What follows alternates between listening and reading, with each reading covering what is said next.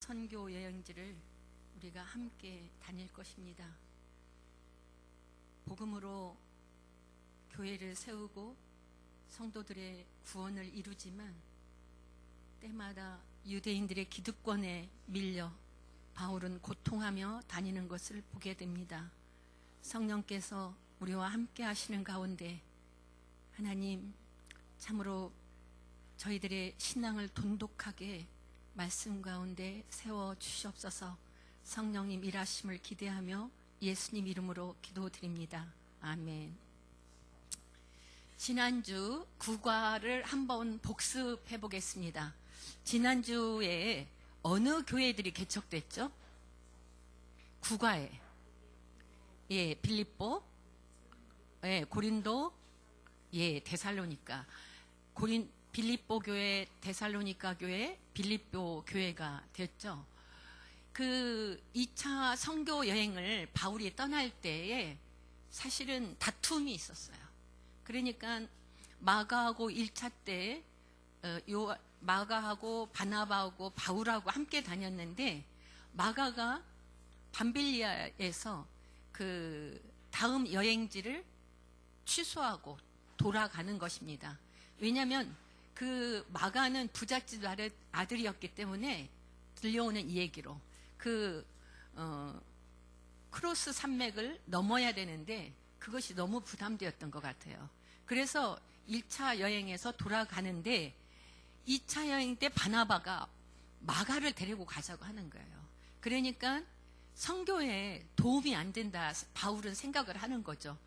바울은 일중심 사람이라고 했잖아요. 그러니까 일하는데 그렇게 협조적이지 아니하고 중도하차하게 되어지면 일하는 사람의 상심하는 마음이 크잖아요. 그래서 못 데리고 간다고 합니다.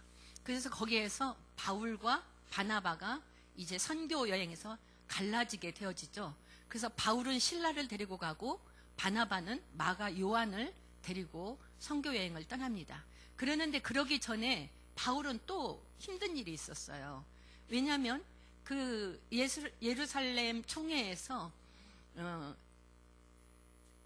외식하는 문제, 그러니까 이방인들이 구원받지만 그들에게 헬라를 꼭 할례를 줘야 되느냐. 그런데 유대인들은 할례가 굉장히 중요한 부분이잖아요. 그러니까 할례를 받아야 된다고 하면서 계속 하는데 우리도 매지 못할 멍에를 왜 이방인들에게 지우느냐. 그래서 예루살렘 총회에서 이제 음행하거나 피 먹지 말고 여러 가지 이런 것들을 이제 만들어서 이방인 교회에 공문으로 보내게 되잖아요. 그러는데 그 수리아 안디옥에서 바울이 선교를 하고 있을 때 베드로가 오게 되었습니다.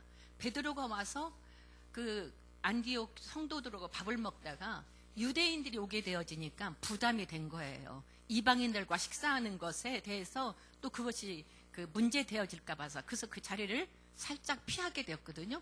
근데 그때 바나바도 그 자리를 피하게 된 거예요. 그러니까 바울은 너무 괘씸한 생각이 든 거예요.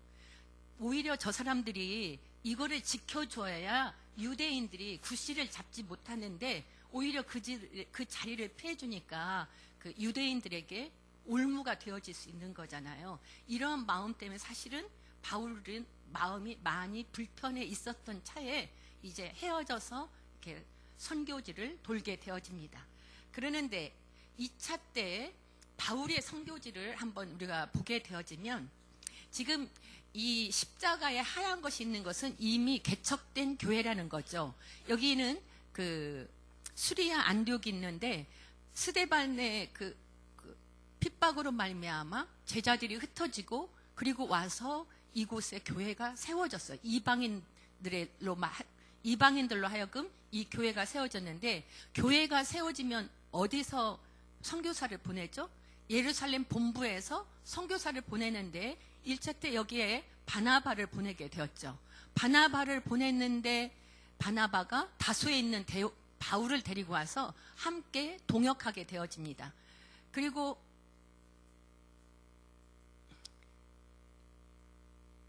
여기는 갈라디아 교회 1차에 갈라디아 교회가 세웠던 비시디 안디옥의 갈라디아 교회가 세워진 거죠. 그래서 예루살렘 교회에 그리고 수리 안디옥 교회, 갈라디아 교회는 이미 교회가 세워졌습니다.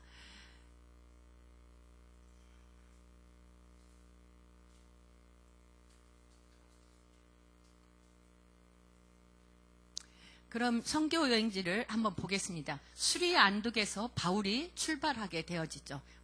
바울이 누구하고 출발 같이 하죠? 신라와 함께. 그래서 다소로 가고 다소에서 루스드라로 가는데 루스드라에서 디모데가 합류하게 되어집니다. 어머니는 유대인이고 아버지는 헬라인인데 아주 그 소문난 칭찬받는 사람이었습니다. 디모데가 합류되어지고 그리고 비시디 안독에서 이제 그 바울이 가고 싶은 곳은 예배소였었어요. 근데 성령이 계속 그곳을 가지 못하도록 막으시는 거예요. 그래서 루시디아 쪽으로 가게 되어서 드로아에 머무르게 되었는데 드로아에서 환상을 보게 되죠. 마게도냐에서 오라는 환상을 보게 돼서 이제 그 마게도냐로 가게 되어집니다. 이곳이 이제 배 타고 가서 네아폴리 그리고 여기 빌립보에 가게 되죠. 빌립보에서 빌립보 교회를 세우게 되어집니다.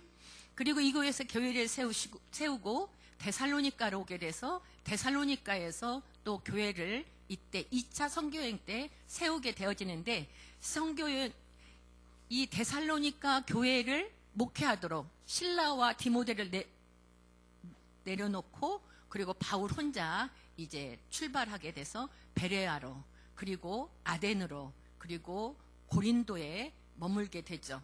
고린도에는 누가 기다리고 있었느냐? 브리스길라와 아굴라가 기다리고 있었는데 브리스길라와 아굴라는 로마에 살았습니다. 그런데 로마의 황제 글라우디오가 이제 그 유대인들은 다 떠나라고 명하게 되어지죠. 그래서 그때 브리스길라와 아굴라가 고린도에 와서 정착하게 되어지고 여기에서 바울이 와서 이 부부를 만나게 되죠. 그런데 생업이 같음으로 함께 일하게 되어지고 고린도 교회를 세우게 되어집니다. 이곳에 1년 6개월간을 머물게 되어지죠. 그리고 이제 이곳에서 데살로니가 전서, 후서, 갈라디아서 이렇게 그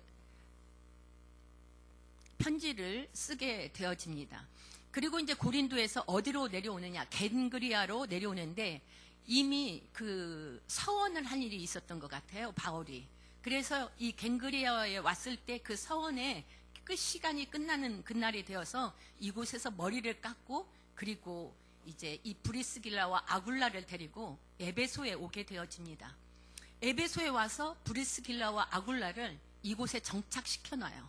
정착시키고 그 바울은 선교 보고를 하러 수리 안독으로 출발하게 되어지죠. 그래서 로도, 가이사라, 예루살렘에 갔다가 이제 수리 안독 가서 선교 보고를 2차 선교 보고를 끝나는 것이 이게 바울의 2차 선교 여행이었습니다. 그럼 오늘은 이제 3과를 들어가게 되어집니다. 3과 같이 읽겠습니다. 3차로 에베소 교회 개척 중 고린도 교회가 말썽을 피우지만 범위 3차 서행교 여행 중 에베소 교회 개척 활동 이 기간에 발생한 고린도전서 읽기. 오늘 공부할 그 내용은 3차 선교 여행인데 이 3차 선교 여행에 대한 것은 10과와 11과를 거쳐서 공부하게 되죠. 그런데 오늘은 에베소 교회 개척 활동과 에베소 사역 때 발생한 고린도 교회 문제까지만 저희가 보게 되겠습니다. 그럼 오늘의 포인트 같이 읽어보겠습니다. 1. 3차 선교여행으로 개척된 교회는 에베소 교회. 2. 에베소 교회에서 쓰게 된 편지가 고린도전서. 3. 에베소 교회 선교 활동 중 일어난 일. 고린도 후서에만 있는 정보. 4. 결국 에베소를 떠나는 사도 바울. 자, 스카치 탭을 같이 읽겠습니다. 브리스길라와 아굴라도 보따리를 챙겨서 바울 일행과 함께 배를 타고 에베소로 왔습니다. 고린도에 좀 적을 말 했을 텐데 또 에베소로 이동한 거죠. 고린도에서 바울을 만나 교회를 개척하고 보니 도경 가는 게 재미있었나 봅니다. 재미나게 하셨던 것 같습니다. 같이 으쌰으쌰 여기까지 온 것을 보니 말입니다. 지금 바울 일행이 와 있는 에베소가 어떤 곳인지 아시겠죠? 2차 선교여행을 시작할 때 원래 목적지였잖아요. 성령님께서 에베소 지역에 복음 전하는 것을 막으셔서 결국 유럽 지역의 빌립보, 데살로니가, 고린도 교회를 개척하고 지금 돌아가는 길이잖아요. 이런 사연 때문에 바울은 에베소에 대한 미련을 버릴 수 없었던 것이고 급기야 돌아오는 길에라도 에베소를 들른 겁니다. 바울은 선교여행이 끝날 때마다 파송 선교회인 수리아 안디옥 교회에 가서 선고 보고를 해야 했기 때문에 사실은 이번에도 수리아로 가긴 가야 해요. 그렇지만 이렇게 에베소를 일단 들러서 탐색을 하고 있는 겁니다. 그러다가 작전을 짰습니다. 찢어지기로. 브리스길라와 아굴라 일행은 그대로 에베소에 남고 바울은 선교 보고하러 수리아로 이동하기로 말입니다. 자, 바로 이런 상황이 오늘 이야기가 시작되는 출발 지점입니다. 스카치테프란 것은 지난주 9과에 배웠던 내용을 요약하고 10과에 배울 내용을 이제 스카치테프에서 제시해 주는 거죠. 그래서 오늘은 이제 브리스길라와 아굴라의 이야기, 그 다음에 에베소의 바울의 선교 여행, 선교 보고하는 이야기, 이런 것으로 이동하고 이런 내용으로 공부한다는 것입니다. 자, 내용 들어가기. 큰 1번. 3차 선교 여행으로 개척된 교회는 에베소 교회. 방가로 1번. 2차 선교여행 끝과 3차 선교여행 시작의 분기점. 사도행전 18장 23절을 한번 보겠습니다.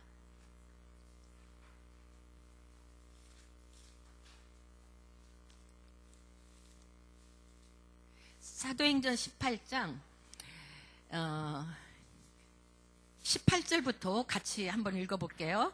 자, 바울이 더 여러 날 머물다가 형제들과 작별하고 배 타고 수리아로 떠나갈새 브리기슬라와 아굴라도 함께하더라. 바울이 일찍이 서원이 있었으므로 개인그레아서 머리를 깎았더라. 에베소에 와서 그들을 거기 머물게 하고 자기는 회당에 들어가서 유대인과 변론하니 여러 사람이 더 오래 있기를 청하되 허락하지 아니하고 작별하여 이르되 만일 하나님의 뜻이면 너희에게로 돌아오리라 하고 배를 타고 에베소를 떠나 가이사랴에 상륙하여 올라가 교회의 안부를 물은 후에 안디옥으로 내려가서, 여기에서 보게 되어지면 이제 선교의 2차 마무리, 아까 국가의 복습이었잖아요. 그래서 바울과 브리스길라와 아굴라가 함께 에베소로 가는데 갱그리아에 가서 머리를 깎고, 그리고 에베소에서 브리스길라와 아굴라를 거기에 정착시키고, 그리고 작별하여서 이제 에베소를 떠납니다. 그래서 가이사랴에 상륙하고 올라가서 예루살렘의 안부를 전하고, 그리고 안디옥으로 내려가는 것까지가 2차 선교 여행의 끝입니다. 그래서 안디옥으로 내려가서 이제 선교 보고하는 거죠. 그러면 23절, 얼마 있다가 떠나, 이제 이곳에서 수의 안둑에서 얼마간 머물다가 떠났다, 이 말은 3차 여행의 시작이다, 이 말입니다. 그래서 갈라디아, 부르기아 땅을 차례로 다니며 모든 제자를 굳건하게 하니라. 그러니까 2차 선교 여행 보고와 3차 선교 시작이 22절과 23절 한 절 사이에 이것이 분기점, 시작 분기점이 되었다는 것입니다. 이해가 되시죠? 자, 방가르 2번 선교 여행 경로를 보겠습니다. 이제 바울이 어떻게 선교를 하는지, 어느 지역들로 가는지, 지금 교회들은 다, 지금 나와 있는 교회들은 어떻게 된 교회라겠죠? 개척된 교회라 그랬죠? 이미 2차 선교 여행까지 끝나서 교회가 6개가 개척되어진 것을 저희가 이렇게 눈으로 확인할 수 있습니다. 이 선교지를 보게 되어지면 이제 수리 안둑에서 떠나서 그 다음에 다소로 가고, 그리고 이고니온, 그리고 그렇게 기다렸던 에베소를 가게 되어집니다. 에베소에는 누가 있다 그랬죠? 브리스길라와 아굴라가 있다 그랬죠? 그리고 미둘레네, 아소, 드로아, 빌립보, 데살로니가, 베레아, 고린도, 그 다음 밀레도, 바다랴, 두로, 가이사라, 예루살렘, 여기까지가 이제 그 3차 선교지입니다. 그럼 우리 같이 한번 3차 선교지를 한번 같이 다니겠습니다. 첫 번째 어디서 출발했다고요? 수리 안디옥, 그 다음 다소, 이고니온, 그리고 어디로 가죠? 에베소, 미둘레네, 아소, 그 다음에 드로아, 빌립보, 데살로니가, 베레아, 고린도. 그래서 여기서 에베소를 들어가지 아니하고 밀레도로 가게 되죠. 그리고 밀레도에서 바다랴, 그리고 두로, 가이사라, 예루살렘, 이렇게 선교 여행을 이러한 지역을 그 사도 바울이 이제 다니게 되어집니다.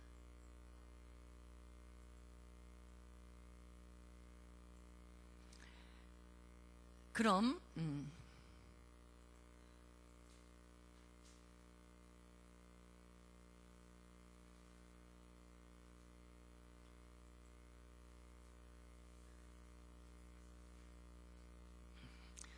자, 다시 한번 이제 선교지를 다시 또 한번 보겠어요. 왜냐하면 자꾸 지명을 익히라고 이렇게 선교지가 어느 곳인지 수리아 안독에서 출발해서 같이 따라가면서 읽어보세요. 이고니온으로 갔지요. 그리고 에베소, 미둘레네, 아소, 드로아, 빌립보, 데살로니가가 그 밑에 있죠. 그리고 고린도, 그리고 여기서 이제 바울을 체포하려는 그런 소리가 있어서 저기 바로 밀레도로 가지 아니하고 다시 돌아갑니다. 데살로니가, 빌립보, 드로아, 아소, 미둘레네. 그러면서 에베소는 들리지 않고 밀레도에서 고도 바다라로, 두로로, 가이사라로, 이 예루살렘에서 이제 체포가 되어지죠. 3차 선교 여행 때. 그러는데 이 수리아 안디옥은 수리아죠. 그리고 다소는 길리기아, 도로 이야기하면, 그리고 이고니온은 갈라디아, 그리고 에베소, 미둘레네, 아소, 드로아는 아시아 지역이고요. 그리고 여기 이 지역 베레아, 빌립보, 데살로니가, 이 지역은 마게도니아 지역입니다. 그리고 아가야, 아덴, 겐그리아 있는 이곳은 그 아가야 지역이고 여기는 마게도니아 지역이고, 그러니까 말하자면 충청북도 빌립보 이렇게 되어지고, 여기는 충청남도 고린도, 이런 식으로 도와 이제 이런 지역을 우리가 볼 수 있겠습니다. 그럼 여기 활동의 3차 선교 여행 코스 지도로 표시해보기 있죠. 거기 한번 이것을 보면서 선교지를 한번 표시해 보겠습니다.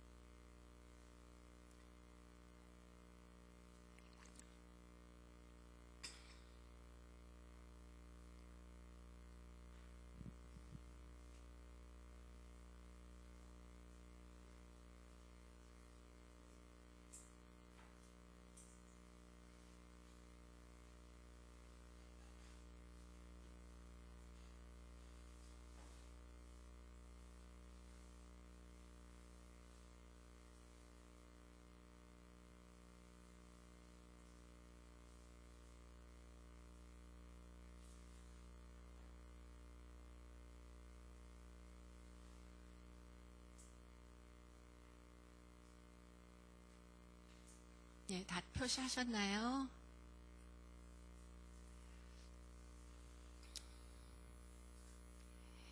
저기 방가로 3번, 3번 142쪽입니다. 방가로 3번 3차 선교행 시작 순간 지금부터는 무대가 2개입니다. 이렇게 되어 있어요. 그러니까 이 고린도 2차 선교행 때 브리스길라와 아굴라를 어디에다가 내려놨죠? 에베소에다 내려놓고 여기에서 에베소 선교를 시작하게 했습니다. 그리고 바울은 어디에 지금 와 있어요? 바울은 어디에 와 있어요? 수리 안디옥에 보고하고 있죠. 그래서 이제 수리 안디옥에서 지금 이제 선교를 시작하는 거예요. 그러는데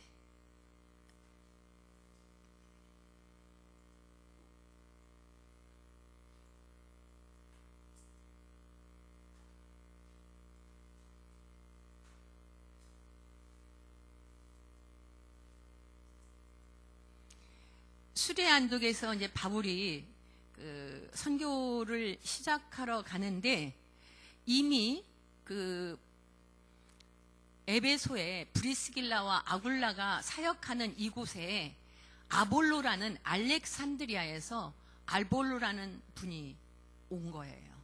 그런데 이 아볼로는 그 알렉산드리아라는 곳은 어느 땅이냐 하면은 이 지역적으로는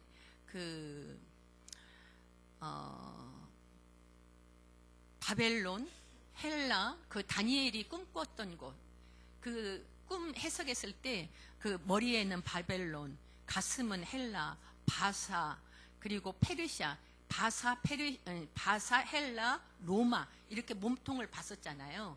근데 그 알렉산드리아가 페르시아가 그 점령했던 애굽을 그 헬라가 빼앗게 되었어요. 그래가지고 그 알렉산드리아라는 곳에 그 기념하기 위해서 애굽을 탈취했던 이것을 기념하기 위해서 그 알렉산드리아라는 곳에 그 도시를 만들었는데 이것은 굉장히 그 학문과 학식으로 교육 도시로 뛰어난 이런 세계적인 학문 도시였다는 것입니다.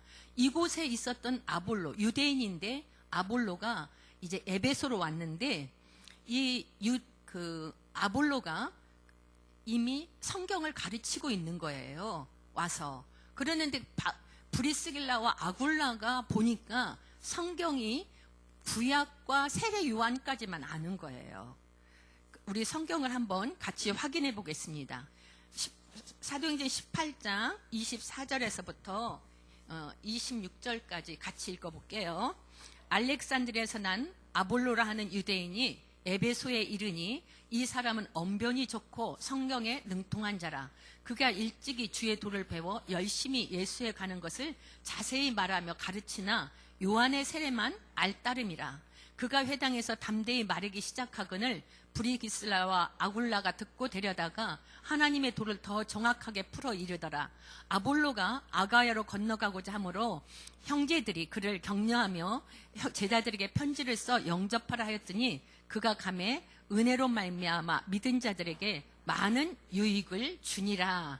그래서 이 알렉산드리아에서 왔던 아볼로는 정통 유대인일 뿐만 아니라 이렇게 구약 성경에서 세례 요한까지 성경을 잘 접목시키는 이런 지식이 있었습니다. 그러는데 예수 죽음과 부활 그리고 성령 세례에 대해서는 잘 몰랐다는 것을 이제 브리스길라와 아굴라가 그의 그 가르침을 통해서 보게 되었죠. 그래서 그들이 아볼로를 데려가다가 브리스길라와 아굴라는 누구예요? 바울과 함께 동역했던 자들이잖아요. 이미 1년 6개월 동안 바울을 통해서 복음을 충분히 아는 이런 분들이었거든요. 그래서 이제 아볼로를 예수는 그리스도임을 이제 바르게 이제 가르쳐 주고 그리고 이것을 잘 논증할 수 있는지 확인한 다음에 브리스길라와 아굴라가 떠났던 고린도 그 교회에 사역을 보내게 되어지죠.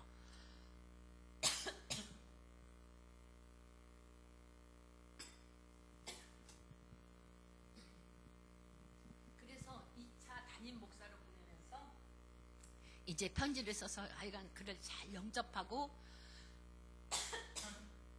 많은 그들에게 유익이 될 거라는 이러한 편지를 써서 보내게 되어집니다. 그래서 이미 에베소에서 사역이 시작되었고, 그리고 바울은 이제 안디옥에서 출발하여서 3차 선교 여행을 시작하게 되어지죠.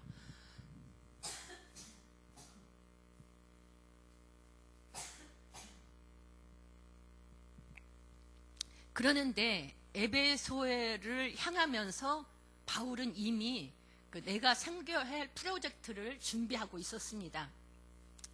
에베소에 가서 목회가 끝나면 이분은 이제 어디로 가려고 했느냐? 헬라 쪽으로 가려고 했어요. 그래서 헬라에 가서 이 지금 하고 있는 사역을 접고 헬라권의 사역을 마무리하고, 그리고 어디로 가려고 하느냐? 스페인, 라틴어권인 스페인으로 가려는 계획을 이미 3차 선교가 시작되어질 때 준비를 하고 떠나게 되어집니다. 그러는데 가면서 무엇을 해야 되느냐? 갈라디아 교회를 경유하면서 헌금을 모금하고, 그리고 이미 세워졌던 마게도냐, 아가야 그 교회에도 헌금을 이제 모아놓으라고 이미 디모데와 에라스도들을 거기에 보내게 되어집니다. 그러면 이 헌금이 다 모아지게 되어지면 이 헌금을 가지고 예루살렘에 전달하고, 그리고 난 뒤에 본인은 이제 스페인 라틴어권으로 가려고 이런 준비를 하고 3차 선교행이 시작되었죠. 자, 여기 142쪽 활동에 보면 2차 선교행 마치고 에베소 출발하여 다시 에베소로 올 때까지 바울만의 여행 경로를 표시해 보십시오 그랬죠. 그 바울이 에베소에서 어디로 갔었어요? 로도로 갔죠. 로도로 가고 로도에서 두로,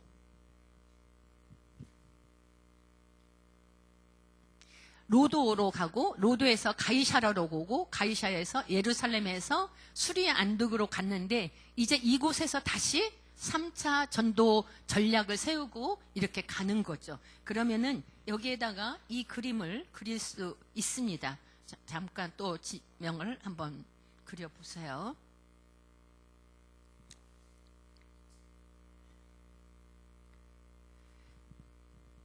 (142쪽) 지도 있죠? 거기에 그리시면 되고요. 그럼 이제 방가로 4번을 보겠습니다. 143쪽 방가로 4번에 에베소 교회 활동 중 일어난 일, 그리고 1번이라고 썼죠. 그러면은 여기 일어난 일 1이라고 되어 있는 거 보면 분명히 2번도 있다는 뜻이겠잖아요. 그러니까 에베소 사역에서 1도 있고 2도 있다는 것입니다. 근데 1은 고린도 전서와 고린도 후서에 들어있어요. 그래서 에베소 사역하는 그 기간 동안에 우리가 이것을 보게 되어집니다. 에베소에서 기록한 고린도 전서의 그 정보를 사도행전과 연결시키고, 그리고 마게도냐에서 기록한, 빌립보에서 기록한 고린도 후서를 사도행전과 이렇게 연결해 보는 거죠. 왜냐하면 이게 선교 여행 중에 일어난 일이지만 사도행전에는 이 내용이 기록되어 있지 않습니다. 그래서 사도행전을 볼 때는 이것이 사각지대이기 때문에 무슨 일이 일어났는지를 잘 몰라요. 그러니까 그때 사도행전과 고린도전서, 사도행전과 고린도 후서를 읽게 되어지면, 아, 이때 이러한 일들이 발생했구나, 고린도 전서와 후서를 보면서 우리가 내용을 알 수 있다는 것입니다. 그런데 지금 사도 바울은 어디에 왔다 그랬어요? 에베소에 왔다고 그랬잖아요. 그러면은 에베소가 어떤 곳인지 우리가 좀 한번 살펴보겠습니다. 이 고린도는 그 음란한 도시라고 얘기하잖아요. 그런가 하면 에베소는 마술의 도시라고 이야기할 수 있다는 것입니다. 그래서 우주의 비밀과 구원의 길을, 그리고 비밀스러운 지식을 가진 대가들이 자랑하는 그런 대가들의 자랑이 있는 이런 곳이라는 것입니다. 그리고 영지주의 철학의 소굴이죠. 영은 선하고 육은 악하다 하면서 에베소에는 이런 것이 이렇게 만행되어 있었습니다. 그리고 소아시아의 주 도시다 보니까 여기는 원로원, 시의회, 정치적인 도시, 그리고 상업 중심지, 그리고 여기가 항구가 있잖아요. 그러다 보니까 숙박, 금융, 무역 등이 발달했고 사치와 향락, 퇴폐가 판을 치는, 그리고 바알 종교와 마술이 성행했던 곳이었습니다. 그리고 2만 4천 명의 그런 사람을 수용할 수 있는 이런 대극장이 있다는 거예요. 벌써 이때에. 이때가 AD 54년 그 경우예요. 그런데 이런 것이 있었다는 것입니다. 지금 2019년이잖아요. 얼마나 오래전 얘기예요. 그리고 명품 쇼핑 가게. 그런데 이미 그때의 그 도로 바닥은 모자이크로 이렇게 다 도로가 되어 있다는 거예요. 이런 로마의 문화를 뽐딴 이런 도시로 발전되고 있었다는 거예요. 그리고 동서남북의 교통의 중심지고, 그 목욕 문화가 발달하게 되어지면 그거는 음란의 도시라고 얘기도 할 수 있거든요. 이렇게 사우나가 발달했고, 그리고 관공서, 큰 병원, 도서관, 학원들, 이런 것들이 다 갖추어진 도시라는 거예요. 그래서 클레오파트라와 그 안토니우스가 이 에베소를 자주 즐겨서 찾았다는 것입니다. 그런가 하면 이곳에는 아데미 여신을 섬기는 신전도 있었어요. 이 신전은 고대의 칠가 불가사 중 하나일 정도로 엄청난 규모가 크다는 거예요. 그러니까 이 기둥 하나를 남자 4~5명이 이렇게 손을 가야만 그렇게 그 기둥 하나를 잡을 수 있는 그렇게 큰 성전이라는 것을 보게 되어지죠. 신전이라는 것을. 그럼 여기 사도행전 19장 한번 보겠습니다. 사도행전 19장 1절에서 7절 같이 읽어보죠. 아볼로가 고린도에 있을 때에 바울이 윗지방을 다녀 에베소 와서 어떤 제자를 만나 이르되 너희가 믿을 때에 성령을 받았느냐? 이르되 아니라 우리는 성령의 계심도 듣지 못하였노라. 바울이 이르되 그러면 너희가 무슨 세례를 받았느냐? 대답하되 요한의 세례니라. 바울이 이르되 요한이 회개의 세례를 베풀며 백성에게 말하되 내 뒤에 오시는 이를 믿으라 하였으니 이는 곧 예수라 하거늘 그들이 듣고 주 예수의 이름으로 세례를 받으니 바울이 그들에게 안수하며 성령이 그들에게도 임하심으로 방언도 하고 여언도 하더라. 모두 12사람쯤 되니라. 그러니까 바울은 가는 곳마다 정확한 예수 그리스도의 죽음과 부활과 성령에 대해서 가르치게 되었거든요. 근데 이러한 그 에베소의 지역을 보면 이미 세례 요한의 그 세례는 퍼져 있지만 영적 분위기는 어땠을 것 같아요? 그렇게 영적인 분위기는 되지 못했겠죠. 예. 8절, 10절을 보겠습니다. 8절에서 10절.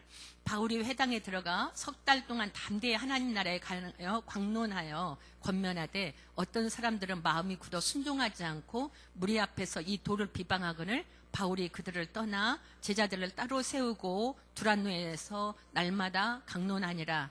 2해 동안 이같이 하니 아시아에 사는 자는 유대인이나 헬란이나 다 주의 말씀을 듣더라. 그러니까 이렇게 복음을 전할 때 이렇게 회당에 가서 석 달 동안 가르쳤고, 그리고 또 이 마음이 굳어서 순종하지 않고 이 도를 비방하고 그러면서 힘들게 하게 되어지니까 그곳을 떠나서 두란노 성원에서 2년간 주의 말씀을 가르쳤다는 것입니다. 그리고 11절을 보겠습니다.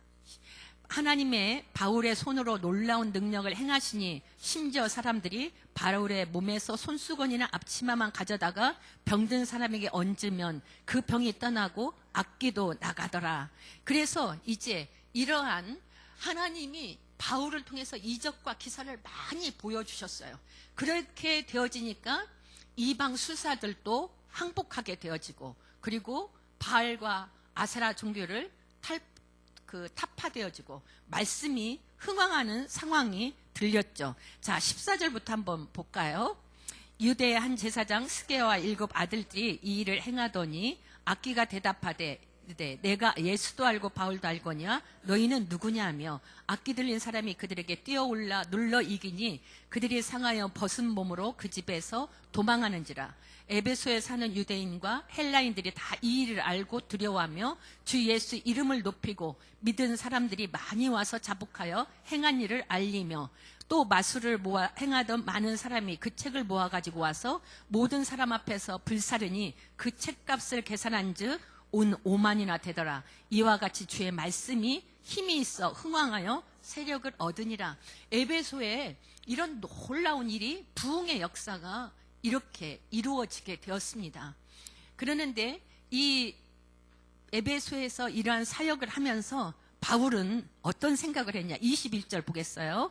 이 일이 있은 후에 바울이 마게도냐와 아가야를 거쳐 예루살렘으로 가기로 작정하여 이르되 내가 거기 갔다가 후에 로마도 보아야 하리라 하고, 그래서 이렇게 흥왕하고 복음이 널리 증거되어지고 이러는데 지금 바울은 또 이런 계획을 하는 거예요. 마게도냐, 아가야. 마게도냐는 빌립보 데살로니가 교회가 있다 했잖아요. 그리고 아가야는 고린도 교회.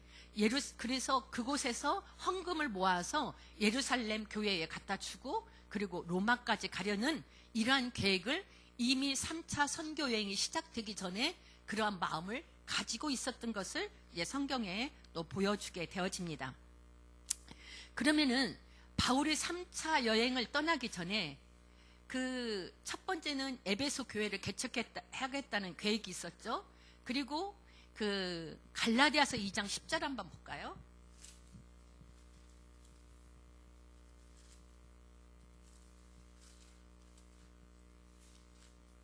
2장 10절 한번 보겠습니다. 갈라디아서 2장 10장 보기 전에 사도행전 거기 손 이렇게 넣으시고요. 사도행전 11장 한번 볼게요.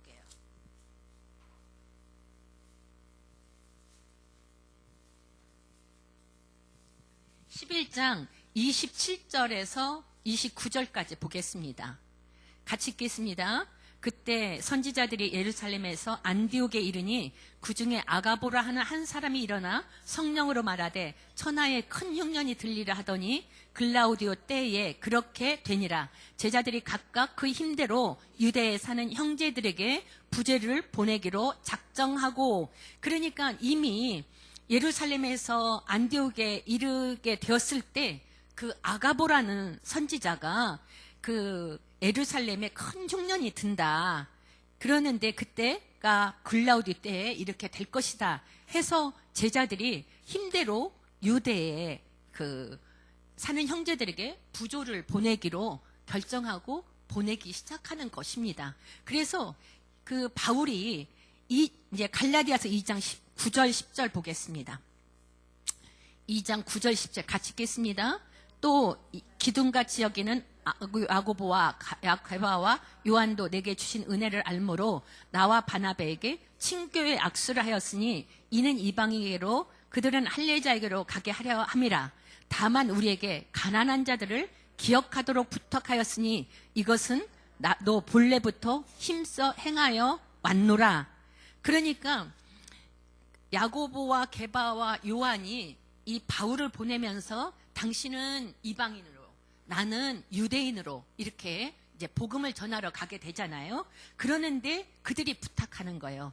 가난한 자들을 기억하고 그들을 좀 잘 보살펴줬으면 좋겠다. 도와줬으면 좋겠다. 그러니까 바울은 교회가 세워지는 곳마다 우리는 복음을 저들에게 선물로 받았으니 우리가 헌물을 그곳에 보내는 것이 마땅하지 아니하냐 이렇게 생각하고 이 예루살렘 교회에 헌물을 보내게 되어지는 거죠. 이 일에 3차 선교 여행 때는 주로 이 일을 하기 위해서 그 바울이 힘쓰는 것을 보게 되어집니다.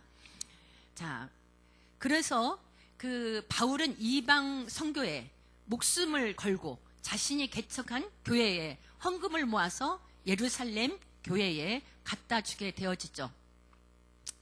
자, 로마서 15장 한번 보겠습니다. 좀 앞으로 가는데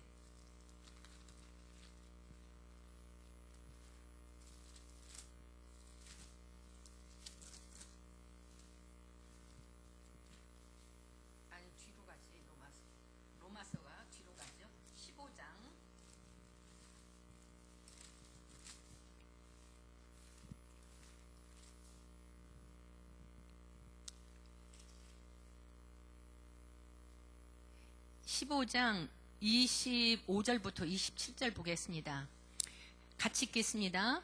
그러나 이제는 내가 성도를 섬기는 일로 예루살렘에 가노니 이는 마가도냐 아가야 사람들이 예루살렘 성도 중 가난한 자들을 위하여 기쁘게 얼마를 연보하였습니다. 저희가 기뻐서 하였거니와 또한 저희는 그들에게 빚진 자니 만일 이방인들이 그들의 영적인 것을 나눠 가졌으면 육적인 것으로 그들을 섬기는 것이 마땅하니라. 이렇게 바울은 그 개척한 교회에다가 우리에게 이렇게 영적인 것을 나눠줬는데 우리가 육적인 것으로 그들을 섬기는 것 마땅하냐, 마땅하지 않냐? 이것을 보면서 여러분들 선교 헌금 어떻게 내세요? 선교 헌금 낼 때 그냥 목사님이 내라고 하니까 아니면 선교지 목사님 생각해서 이게 아니라 사실 우리도 영적인 것을 받았잖아요. 외국으로부터 영국으로 미국으로 이렇게 그들에게 우리가 받았고 영적인 것을 받아서 이제는 우리가 뭐를 하느냐, 육적인 것을 저들에게 보내주는 거잖아요. 그들이 복음도 가졌고 우리에게 물질도 가졌잖아요. 그러니까 우리가 선교를 할 때 이 생각을 하면은 내가 하나님께 이러한 은혜를 받았는데 이러한 구원의 선물을 받았는데 아직 복음을 알지 못하는 그 선교지에 마땅한 헌물을 보내고 목사님이 그런 사역을 더 활발히 할 수 있도록 도움을 줘야 되겠다. 이러한 생각으로 우리가 선교 헌물을 선교비를 드려야 되겠구나. 가끔 제가 이렇게 이 얘기를 들으면 선교회에서 이렇게 선교비를 드릴 때 막 다른 거 쓰는 것은 막 별거 다 쓰는 것 같아요. 근데 선교비는 20년 전이나 지금이나 똑같이 내더라고. 근데 그런 마음이 좀 안타까웠어요. 저들에게 정말 하나님이 어떤 분이신가를 알게 되면 근데 그런 얘기가 들려요. 선교비 좀 올리자고 해도 회원들이 안 된다고 한다는 거예요. 그러는데 이제 그런 때에 깨어있는 분이 있어요. 그러는데 먹고 쓰고 뭐하고 선물 주고 하는 일들은 엄청 하잖아요. 근데 여전도의 선교회가 어떤 일을 감당하는 거예요. 그러니까 우리가 선교에서도 그렇지만 우리 개인으로도 정말 이런 헌물 드리는 거. 그래서 바울이 3차 선교여행 때는 이렇게 예루살렘 교회를 힘껏 도우는 일들을 성도들에게 가르치는 겁니다. 그래서 이런 이제 계획을 가지고 이제 선교 여행을 떠나게 되어집니다. 그러는데 이미 고린도 아가야와 마게도냐는 누구를 보냈다고 했어요? 디모데와 에라스도를 보내놓은 상태라겠잖아요. 자, 고린도전서로 다시 이제 가겠어요. 고린도전서 1장 10절서 17절을 보겠습니다. 1장 10절에서 12절까지만 보겠어요. 형제들아, 내가 우리 주 예수 그리스도의 이름으로 너희를 권하노니 모두가 같은 말을 하고 너희 가운데 분쟁이 없이 같은 마음과 같은 뜻으로 온전히 합하라. 내 형제들아, 근로의 지편으로 너희에 대한 말이 내게 들리니 곧 너희 가운데 분쟁이 있다는 것이라. 내가 이것을 말하거니와 너희가 각각 이르되 나는 바울에게, 나는 아볼로에게, 나는 게바에게, 나는 그리스도에게 속한 자라 한다는 것이니. 그러니까 지금 바울이 에베소에 있을 때에 근로의 지편으로 이런 말이 들어왔다는 거예요. 바울파, 그리스도파, 아볼로파, 에바파, 게바파 이렇게 되었는데 13장 보겠습니다. 그리스도께서 어찌 나뉘었느냐? 바울이 너희를 위하여 십자가에 못 박혔으며 바울의 이름으로 너희가 세례를 받았느냐? 이렇게 물어보잖아요.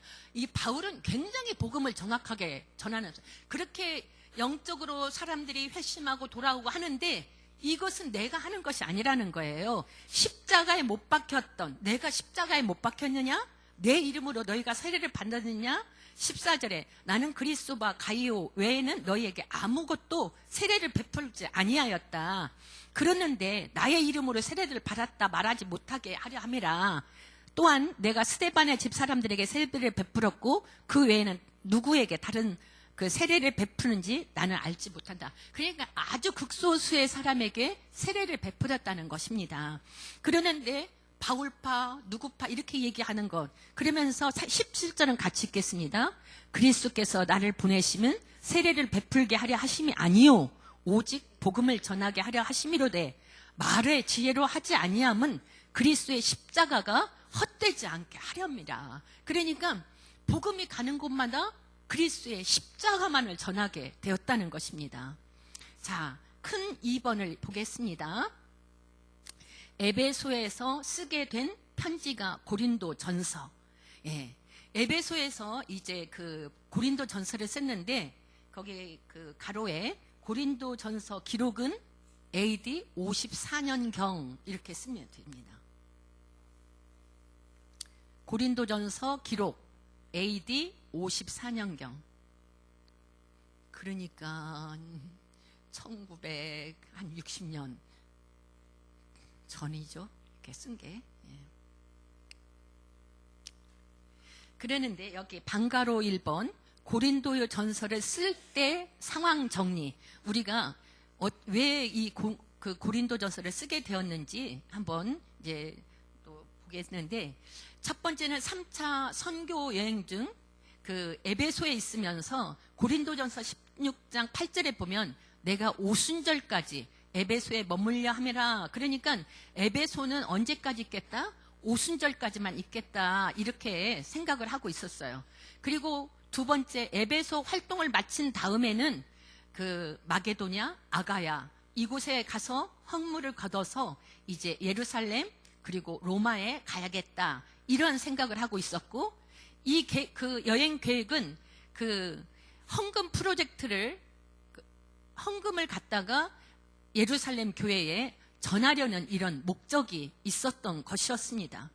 그래서 그 선교비를 전하고 나면 이제 수리아로 다시 올라와서 그 로마로 가야 되겠다. 이러한 상황이었죠. 그래서 그 지금 바울이 에베소로 가면서 제일 처음에 들린 데가 갈라디아를 들렸던 거죠. 갈라디아 교회를. 그러니까 비시디아 안디옥에 가서 그 헌물을 준비해라고 이야기하고 그리고 본인은 에베소에 정착하고 그리고 디모데와 에라스도는 마게도냐 지역, 아가야 지역으로 보내서 니네들이 먼저 가서 헌물을 준비해라 이렇게 이야기하는 것입니다. 고린도전서 16장 한번 보겠습니다. 16장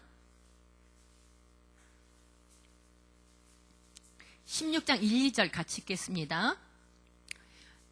성도를 위하여 연보에 관하여는 내가 갈라디아 교회에게 명한 것 같이 너희도 그렇게 하라. 매주 첫날에 너희 각 사람이 수입에 따라 모아두어서 내가 갈 때 연보를 하지 않게 하라. 그러니까 내가 갈 때 연보하지 않도록 내가 갔을 때 그때서 걷지 말고 미리 다 걷어두어라. 그리고 내가 가면 그것을 가지고 갈 수 있게끔. 그러는데 내가 가도 됐고 너네들이 보내는 사람, 인정하는 사람 편에 보내도 된다. 이러한 얘기예요. 3절 같이 읽겠습니다. 내가 이를 때에 너희가 인정한 사람에게 편지를 줘 너희의 은혜를 예루살렘에 가지고 가게 하리니 만일 나도 가는 것이 합당하면 그들이 나와 함께 가리라. 이제 이러한 계획을 가지고 있었습니다. 그러는데 고린도 교회로 목회하러 갔던 아볼로가 에베소로 돌아왔어요. 파벌 싸움을 견디지 못하고 그리고 에베소로 돌아왔어요. 그러니까 에베소에서 그 디모데와 에라스도를 아가야로 보낼 때 너 그곳에 다시 갈래? 이렇게 하니까 절대 안 간다는 거예요.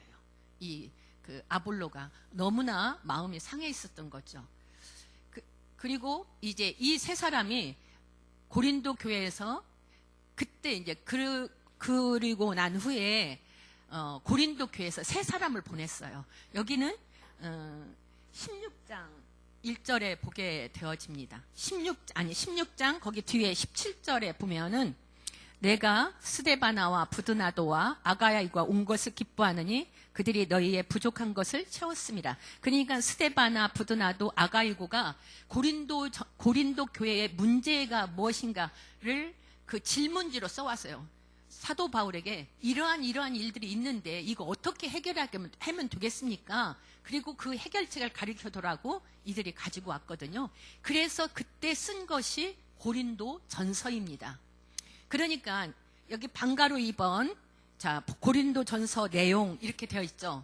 이 고린도 전서 내용은 우리가 이제 성경 묵상할 때 이렇게 있잖아요. 그러니까 이 말씀이 나에게 무슨 말을 주는지, 그래서 그 나에게 초점을 맞춰서 그 묵상을 하게 되어지는데, 나에게 초점을 맞춰서 묵상하는 것이 아니라 그때 그 상황과 그 환경과 그때 그 배경들을 가지고 그때 상황을 묵상해야 된다는 것입니다. 그러니까 우리들이 지금 말씀 묵상하잖아요. 이런 말씀 묵상하는데 계속 나에게 초점을 맞추면 항상 뭐예요? 하지 마라.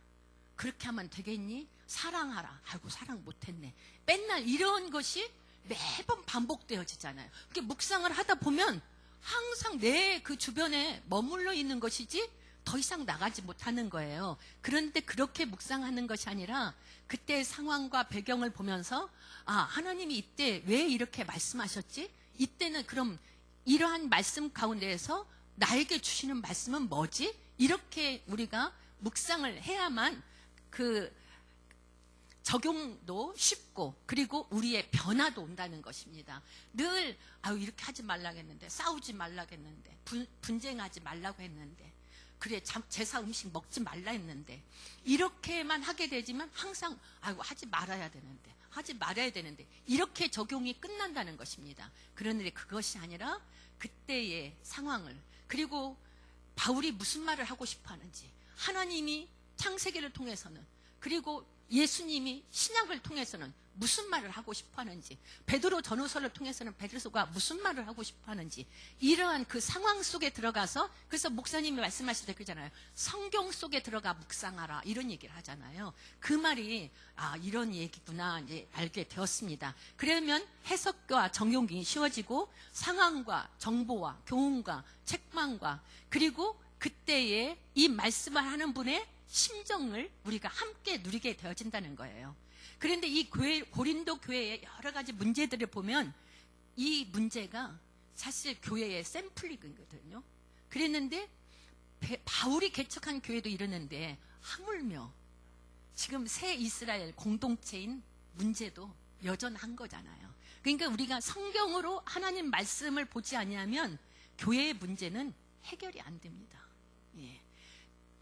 세상의 생각은 하나님의 생각과는 전혀 다른 거예요. 근데 우리가 항상 이야기하면 성경으로 시작했다가 사람 말로 끝나는 거잖아요. 이제 이런 것이 내 안에 말씀이 축적되지 아니하니까 결국 말씀을 이어가지 못하는 이러한 부분이 좀 안타깝기도 합니다. 그래서 우리가 지금 또 어성경 하면서 성경으로 비축하는 거잖아요. 예. 워크북 한번 보겠습니다. 예. 고린도전서 내용에 들어가는 그 워크북에 둘째 딸라 브리스길라와, 거기서부터 읽어봅시다. 브리스길라와 아굴라 추천을 받아 꿈에 부푼 아볼로가 고린도 교회를 목회하러 갔다가 꿈을 이루지 못한 채 그만 되돌아왔잖아요. 스데반처럼 예수 진리를 논리적으로 잘 전했던 신학자인데 고린도 교회에서는 먹히지 않았습니다. 너무 끼리끼리 나누어져 싸우는 밭에는 마음의 씨앗이 뿌려져도 자라지 못하는 것입니다. 이거 굉장히 중요합니다. 아무리 말씀이 뿌려져도 끼리끼리 나뉘어져서 싸우는 밭에는 자라지 못한다는 거예요. 그래서 근로의 집에서 모이는 교인들이 고린도 교회가 파벌 싸움한다는 정보를 바울에게 주는 바람에 이미 분쟁이 되고 알고 있었습니다. 오죽하면 견디다 못해 포기하고 아볼로는 에베소로 돌아왔겠습니까? 자, 이런 고린도 교회에 보내는 편지를 살펴봅니다. 우선 1장부터 4장까지만 샘플로 한번 공부해 보겠어요. 현장성을 가지고 편지를 읽어보기 바랍니다. 고린도 전서를 편지를 쓰고 있는 바울 옆에 소스데네가 있네요. 정보에서 튀어나옵니다. 우리가 고린도 도시에 대해서는 너무 많이 들었죠.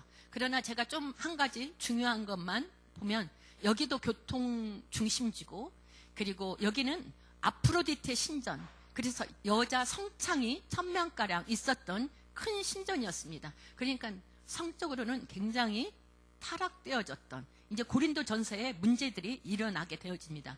그리고 2년마다 미스미한 게임이 벌어지는 이러한, 그리고 그러니까 이 미스미한 게임은 육상이 주종목이래요. 그래서 월계관 쓰고 그랬잖아요. 예.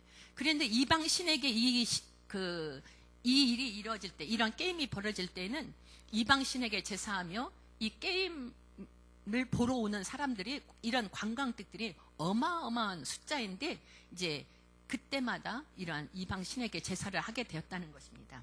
이게 이제 고린도의 내용입니다. 양가르 일본에 보면 바울편, 아볼로편, 예, 분쟁에 대해서 바울이 속내를 드러낸다 이렇게 했죠. 그러니까 고린도전서 1장에서 4장을 보게 되어지면 이제 고린도전서 1장으로 보게 되어졌는데 그냥 눈으로 한번 따라서 보겠습니다. 1장 1절에 보면 하나님의 뜻을 따라 사도된 바울 소스데나와 함께 이제 문안한다고 되어 있죠. 그리고 11절에 보면 너희들 분쟁이 일어났다며 아볼로편, 바울편, 게바편, 그리스도편으로 누구한테 세례받았냐, 그것이 분쟁의 원인이 된 것 같은데 나는 그리스도와 가이오, 스데바나 가족 정도에만 세례 주었는데 왜 파벨이 생겼는지 참 안타깝다. 내가 보내진 것은 세례를 주기 위해서 보내진 것이 아니라, 베풀게 하려 한 것이 아니라 복음 전하라고 나 보낸 거야. 그러는데 사도행전 1장 이제 16절에서 17장 16절에서 34절로 한번 넘어가 보겠습니다. 여기 뭐 좀 꽂아 놓으시고, 예, 16절에서 34장 사도행전, 이때 이제 그 바울이 아테네에 가서 복음을 전했잖아요. 아테네에 가서. 그랬는데 이 도시는 어떤 도시였어요? 철학의 도시였잖아요. 그리고 많은 사람들이 자기의 그런 학문을 이렇게 자랑하는 이러한 도시였습니다. 그래서 이때의 바울이 그렇게 그 철학자들을 인간의 지혜로 이렇게 복음을 전하다 보니까 힘만 들고 교회도 못 세우고, 그리고 겨우 몇 명 믿게 됐다는 거예요. 그때 바울이 생각한 것이 절대 인간의 지혜로 복음을 전하지 않아야겠다, 이러한 생각을 했었던 찰나였기 때문에 고린도 그 교인들을 만났을 때, 나는 당신들을 만났을 때 십자가를 깨닫기 위해서 철학과 지혜로는 말하지 않겠다고 결심했어. 처음에는 좀 두렵고 떨리지만 나는 철학적으로 당신들에게 복음을 전하지 않소. 철학 도시인 아테네에서 내가 겪은 그 일로 말미암아 절대 고린도에 왔을 때는 십자가의 도가 어리석은 것 같아 보여도 십자가야말로 하나님의 지혜라는 사실이 나는 더 확신하게 되었다는 것입니다. 그래서 오직 성령의 나타나심과 능력으로만 전해야겠다고 생각을 했고, 성령으로만 깨달을 수 있는 것이 복음이요 진정한 하나님의 지혜라고 전하게 되었던 거예요. 그러니까 사도 바울이 아테네에 가서 복음 전하다가 그들의 그 많은 학문들, 그리고 알지 못하는 신에게라고 전하면서 그게까지도 이렇게 할 때 너희들이 지금 알지 못하는 신에게 제사 드리는 이것은 예수 그리스도야 하고 철학적으로 자기 있는 학문을 총망라해서 전했는데 결국은 몇 명만 교회도 못 세웠다는 것입니다. 이러한 실패를 보고 다시는 내가 이러한 목회는 하지 않아야겠다고 생각한 것이 사도 바울이었습니다. 그래서 사도 바울은 굉장히 복음이 정확한 분이에요. 그리고 사도 바울이 어떤 사람이었어요? 지혜와 그의 가지고 있는 교육의 그 능력과, 그리고 그가 가지고 있는 그런 권한과 이런 것으로 보면은 세상 사람 누구도 부러워할 사람이 없는 이 사도 바울이 예수님을 만나고 난 뒤에 복음에 묶여 있는 사람이 된 거예요. 참 이제 우리 교회의 얘기를 하면 사실 목사님이 한 20년간은 그냥 교회 재밌게 또 이렇게 목회를 오셨어요. 근데 하나님의 은혜로 저희가 복음을 듣게 되었습니다. 근데 그 전에 복음을 듣지 않은 것이 아니었고, 목사님이 늘 간망했던 것이 어떻게 하면 우리가 영락교회 그리고 광주 양림교회는 140년 된 교회입니다. 150년 된 교회예요. 그러니까 제일 처음에 그 광주 양림교회 선교사가 와서 복음을 전하고 세웠던 교회가 저희가 부목사로 있었던 교회입니다. 그러는데 그곳에 다니면서 성도들을 볼 때에 복음과 상관없는 성도들인 거예요.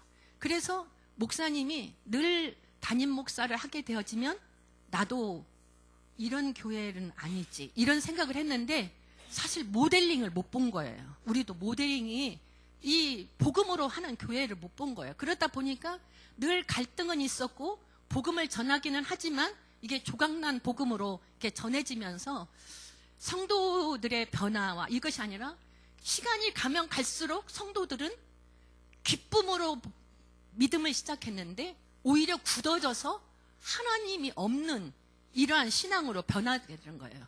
근데 그때 저희에게 복음을 만나게 되었어요. 그래서 그때 하나님이 그때 이제 저희도 하나님께 기도하고 우리 교회를 남은 기간 동안 우리 성도들을 복음으로 가르치고 정말 이게 하나님의 생명은 이것이기 때문에 거짓 복음 전하지 않아야겠다 생각하고 복음을 전하기 시작했는데 웬거려 죽는 줄 알았어요. 우리 이 교회 떠나야 될 그런 처지까지 오게 되었어요. 그래서 교회를 세우신 분이 하나님이라고 지는 확신하게 되어집니다. 그리고 이렇게 성경을 보면서 이거 외에는 답이 없구나. 우리 지금 성경을 보게 되어지면 얼마나 예수님의 사역 때에도 그리고 사도들의 사역 때에도 그렇게 하나님의 핵심적인 메시지를 전해도 다른 얘기하고 다른 생각하고 이러잖아요.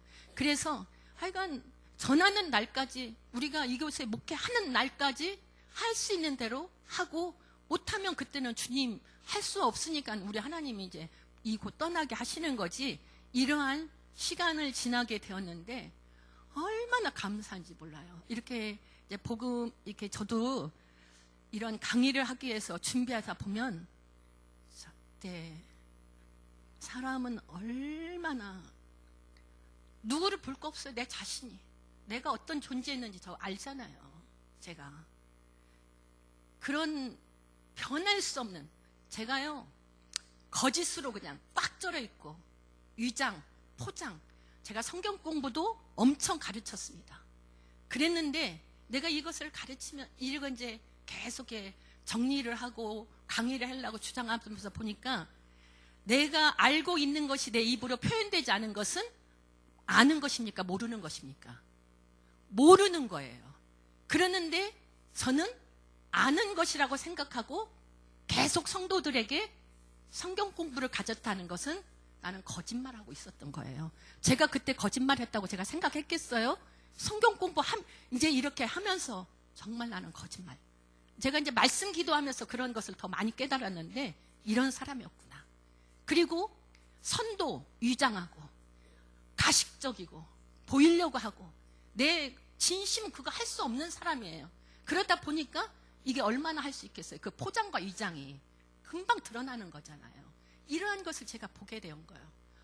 그러니까 제가 이 목회 내내 정말 하나님 뜻으로 살아보려고 여기에 왔는데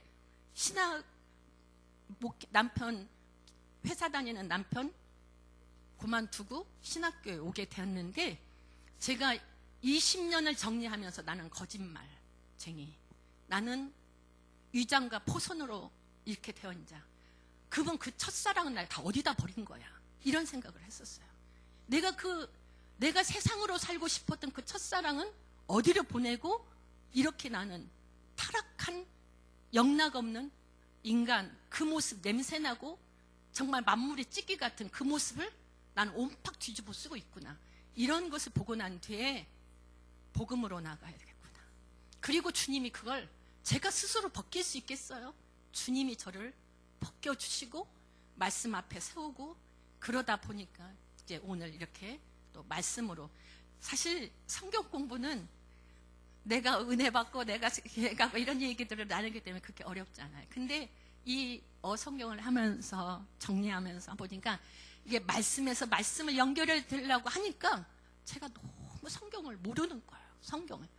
그래서 참 그 부끄러운 생각도 들었고, 그리고 이런 기회가 되어져서 이렇게 또 성경을 보면서 하나님을 전할 수 있는 이런 기회가 주어진 것이 너무 이제 감사하게 되었습니다. 그래서 오직 이 바울은 성령으로만, 오직 복음으로만, 그래도 어려운 거예요. 자, 고린도전서 3장을 보겠습니다. 여러분, 성령으로 복음을 깨달았으면 그렇게 살아야 하는데 분쟁이 있다는 말이 됩니까? 바울 편, 아볼로 편. 그 물을 주었다면, 내가 심었다면 아볼로는 누구예요? 물 준 사람이잖아요. 이런 사역자인데 네 편, 내 편 가려요?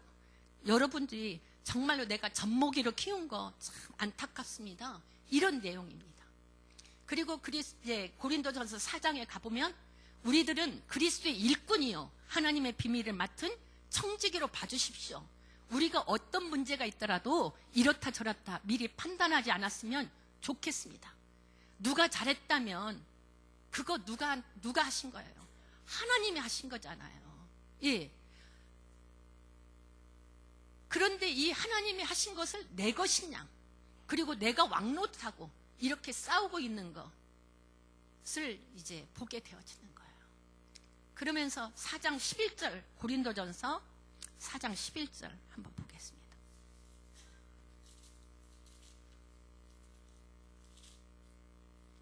(11절부터) 13절까지 읽겠습니다. 우리는 그리스도 때문에 어리석으나 너희는 그리스도 안에서 지혜롭고, 같이 읽겠습니다. 우리는 약하나 너희는 강하고, 너희는 존귀하나 우리는 비천하며. 4장 11절, 이제 바로 이 시각까지 우리가 줄이고 목마르고 헐벗고 매맞으며 정처가 없고 또 수고하여 친히 손으로 일을 하며 모욕을 당한 즉 축복하고 박해를 받은 즉 참고 비방을 받은 즉 권면하니 우리가 지금까지 세상의 더러운 것과 만물의 찌꺼기 같이 되었도다. 바울이 에베소에서 그 사역을 하면서 내가 이 시간까지 줄이고 목마르고 헐벗고 맞고 정처 없이 돌아다니고 우리 손으로 고된 노동하고 하면서도 욕먹고 박해 받으면서도 말대꾸 한마디 할 수 없고 비방해도 그저 좋은 말로 응답해야 되고 모욕당해도 축복해 줘야 하고 세상적으로 본다면 불쌍한 구경거리가 된 것이 나 아닙니까? 이 말이에요. 우리는 약하고 당신들은 왕 같고 그래요. 당신들 참 강한 것 같습니다. 이렇게 사도 바울이 이야기하는 것입니다. 4장 14절 벌써 16절까지 보겠습니다. 내가 이렇게 너희에게 부끄럽게 하려고 이것을 쓰는 것이 아니라 오직 너희를 내 사랑하는 자녀같이 권하려 하는 것이라. 그리스도 안에서 일만 스승이 있으되 아버지는 많지 아니하니 그리스도 예수 안에서 내가 복음으로써 너희를 낳았음이라. 그러므로 내가 너희에게 권하노니 너희는 나를 본받는 자가 되라. 그래서 내가 부럽게 이 말을 하는 것이 아니라 나는 여러분들이 자식 같습니다. 그래서 훈계하는 것입니다. 내가 복음으로 당신들을 낳았습니다. 그러니 나를 닮았으면 좋겠습니다. 나를 본받았으면 좋겠습니다. 사실 한국의 목사님들이 동일하게 이 말씀을 선포했으면 좋겠어요. 나는 내가 사실 그렇잖아요. 여러분들이 영적인 자녀들이라고 얘기하잖아요. 예수님께 위임받은. 그러니까 목사님들은 나를 본받으십시오. 사실 이게 맞는 얘기거든요. 그러는데 4장 17절부터 21절에 보게 되어지면 분쟁으로 이렇게 시작했는데 이 일 때문에 내가 디모데를 그리로 보냅니다. 그러니 디모데가 가면 내가 간 것처럼 생각하고 잘 그분을 말을 잘 따르라고 이제 이야기하는 거죠. 그랬더니 혹시 어떤 사람은 바울은 못 올 거야. 그러니까 디모데를 보내지? 이렇게 생각하실 분도 있을 것 같은데 하여간 저는 갈 겁니다. 그러는데 내가 채찍 들고 가지 않도록 온유한 마음으로 갈 수 있도록 좀 이렇게 다 정리가 되었으면 좋겠다, 이런 마음의 표현인 거예요. 이렇게 고린도 교회 분쟁을 먼저 말하고 나서 본격적으로 스데바나 부드나도 아가이고가 이제 고린도에서 써갖고 온 편지 문제들에 대해서 답변하기 시작하는 것이 고린도전서 5장부터입니다. 자, 고린도전서 5장을 보겠습니다. 이 5장에는 음행한 자를 판단하다. 그러니까 이 고린도 교회가 음란하다 했잖아요. 그랬는데 첫 번째 보니까 아버지의 아내를 취했다가 사는 성도가 있다는 거예요. 아버지 여자를 데리고 사는 성도가 교회에 있다는 거예요. 이것은 교회의 성결에 금이 가는 거기 때문에 이러한 사람이 있으면 용납하지 말고 그를 치료해라. 그리고 이런 악한 일을 행하는 자는 교회에서 내쫓으라. 이렇게 얘기해요. 그런데 우리 지금 교회들의 현실과 생각해 본다면 굉장히 어려운 일들이죠. 예. 그러나 이러한 부분들을 잘 우리가 되새길 수 있어야 됩니다. 그래서 사실 교회 안에는 제가 그 고등학교 때 다녔던 교회는 보수적 합동측 교회였거든요. 근데 그 교회는 장로님이 아내가 있는데 작은 여자를 데리고 산다는 얘기를 교회가 알게 되었어요. 그래서 목사님과 장로님들의 그런 회의로 말미암아 그 장로님 직함을 폐직시켰어요. 그랬는데 그때 그 아들이 우리 고등부 부장님이었어요. 그리고 또 그 부장님의 아들이 또 고등부 학생 회장이었었어요. 그러니 얼마나 교회가 그 어려운 그런 지경을 맞았겠습니까? 그러니까 교회에는 사실 그렇게 치리한다는 것이 쉬운 부분은 아니잖아요. 그만큼 본이 되는 원로가 계셔야만 가능할 수 있습니다. 그래서 저도 이제 참 봉화영 교회가 이러한 말씀으로 살면서 성도들을 잘 이렇게 도울 수 있는 이러한 우리 그 권사님, 장로님, 안수 집사님, 또 이런 분들이 교회의 본이 되어지고 이렇게 말씀으로 본이 돼야 돼요. 뭐 어떤 다른 것으로 본되어지는 것은요 믿을 수가 없어요. 그것은 한두 번 할 수 있어요. 여러분 착한 일, 뭐 매번 착한 일 다 하세요? 거짓말 하지 마시고. 그러니까 말씀으로 하는 분이 그 일을 감당할 수 있는 거예요. 6장 보겠습니다. 6장에 보면 세상 법정에 송사하다 그랬죠. 송사하지 말라 그랬는데 송사 문제, 이것들이 이제 교회 안에서 일어나는 이 발생된 문제를 결국 세상을 법정으로 가지고 가는데 이렇게 하지 말라는 거예요. 오히려 세상의 문제를 교회에 갖고 와서 해결을 해야 되는데 지금 많은 교회들이 세상의 문제들이 법정에서 해결보고 있는 부분들도 있죠. 그러니까 고린도 전서를 보게 되어지면 이러한 교회의 문제들을 잘 해결할 수 있습니다. 이 양가로 3번에 보면 적어 보낸 질문과 기타 주제에 대한 대답이 고린도서 7장서 15장까지 있는데 7장은 결혼 문제입니다. 결혼에 대하여 이르다. 1, 2절 같이 읽겠습니다. 너희가 쓴 문제에 대하여 말하면 남자가 여자를 가까이 아니함이 좋으나 음행을 표하기 위하여 남자마다 자기 아내를 두고 여자마다 자기 남편을 두라. 그래서 그 혼인하라는 거예요. 만약에 혼인을 하지 않는 사람은 나와 같은 은사가 있는 사람. 7절에 보면 바울이 모든 사람이 나와 같기를 원하나 각각 하나님께 받은 자기의 은사가 있으니 이 사람은 이러하고 저 사람은 저러하니라. 그러면서 만일 절제할 수 없거든 결혼하라. 정욕에 불같이 타는 것보다 결혼하는 것이 나으니라. 그래서 이 음란한 그 고린도 교회의 가정에 거룩한 그리스도인의 삶이 세워져라. 그리스도의 삶으로 세워져라. 결혼해라. 이렇게 이야기하는 거죠. 그 8장에 보면 고린도에서 그 우상을 섬기잖아요. 그 고린도에 12개의 신전이 있다고 했으니까 얼마나 그 많은 사람들이 이 이 아데미 신을 섬기겠어요? 아프로디테 그 신을 섬기겠어요? 그러니까 그 신전에 바쳐졌던 고기들이 시장으로 쏟아져 나오는 것입니다. 그래서 그것을 사 먹는 것이 일상이었는데 이 고기를 먹어도 됩니까? 아니면 어떻게 해야 됩니까? 그럴 때 이제 바울은 이야기하죠. 시장에서 파는 고기는 종교적 의미 없다. 경제적 가치만 있다. 그런 바른 지식을 가진 자만이 그러한 바른 지식을 가진 사람은 먹어도 괜찮다. 이 모든 것은 하나님이 주신 것이니 감사함으로 먹으면 된다. 그런데 고기를 신전에서 먹어야 할 그런 상황이라면 먹지 말라.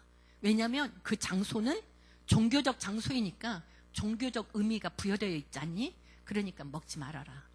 그리고 그 고기를 시장에서 사다가 집에서 음식을 해 먹을 때 이거 우상제물 교인이 먹어도 돼? 이런 얘기를 할 때는 그 약한 사람의 그 양심, 이런 말을 하는 사람은 아직 약한 거잖아요. 아직 잘 통찰을 못하고 있기 때문에 그런 사람, 연약한 사람을 위해서는 절제하라.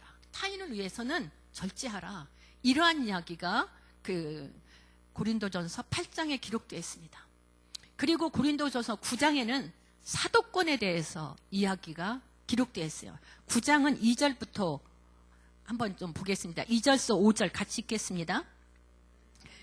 내가 사도가 아닐지라도 너희에게는 사도이니 나도 사도됨을 주 안에서 인친 것이 너희라. 나를 비판한 자들에게 변명할 것이 이것이니 우리가 먹고 마실 권리가 없겠느냐?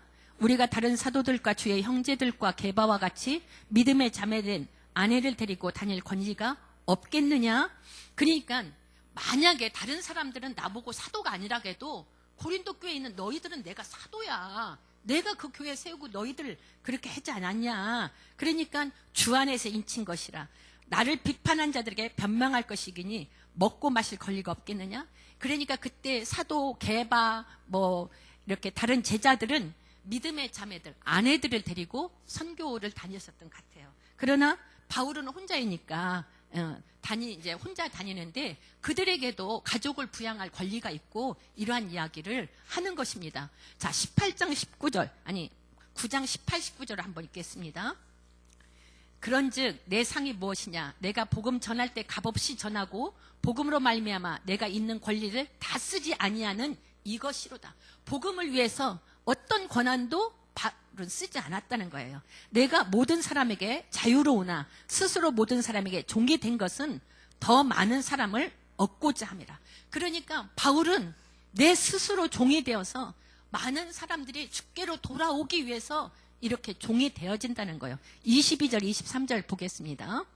약한 자들에게는 내가 약한 자같이 된 것은 약한 자들을 얻고자 하며 내가 여러 사람에게 여러 모습이 된 것은 아무쪼록 몇 사람을 구원하고자 함이니 내가 복음을 위하여 모든 것을 행함으로 복음에 참여하고자 함이라. 이 복음을 전하기 위해서 정말 그 모든 기득권을 내려놓고 복음을 전하고 있는 이 사도 바울의 사도권에 대해서 이제 이야기하는 거죠. 그리고 왜냐하면 자꾸 네가 사도냐 가짜 사도다 이렇게 얘기하니까 10장에 보면 우상 숭배를 피하라 그러면서 우리가 여기에 보면은 구약의 모세의 이야기를 하면서 여러분들 저기 내비게이션 따라서 읽으시죠. 이거 배우시는 대로 제가 이걸 다 얘기할 수가 없기 때문에 내비게이션을 따라서 10장에는 우상 숭배하는 일을 피하라고 이러한 내용이 기록되어 있으니까 꼭 읽어보시기를 바랍니다. 그리고 11장에는 이제 여자의 공예배를 어떻게 드려야 되냐, 여자 머리를 가려야 되냐, 가려야 되지 않느냐 이런데 이 고린도 교회가 예배의 주일에 예배가 시작된 것은 개척한 바울이 이 시작을 한 거죠. 그래서 내가 전해준 대로 2절에 보면 그 전통을 가지고 지킴으로 너희를 칭찬하노라 라는 표현을 하는 것을 보죠. 너희가 모든 일에 나를 기억하고 내가 너에게 전하여 준 대로 그 전통을 가지고 지킴으로 너희. 그러니까 그 예배를 이렇게 잘 살려서 예배를 드리는 거예요.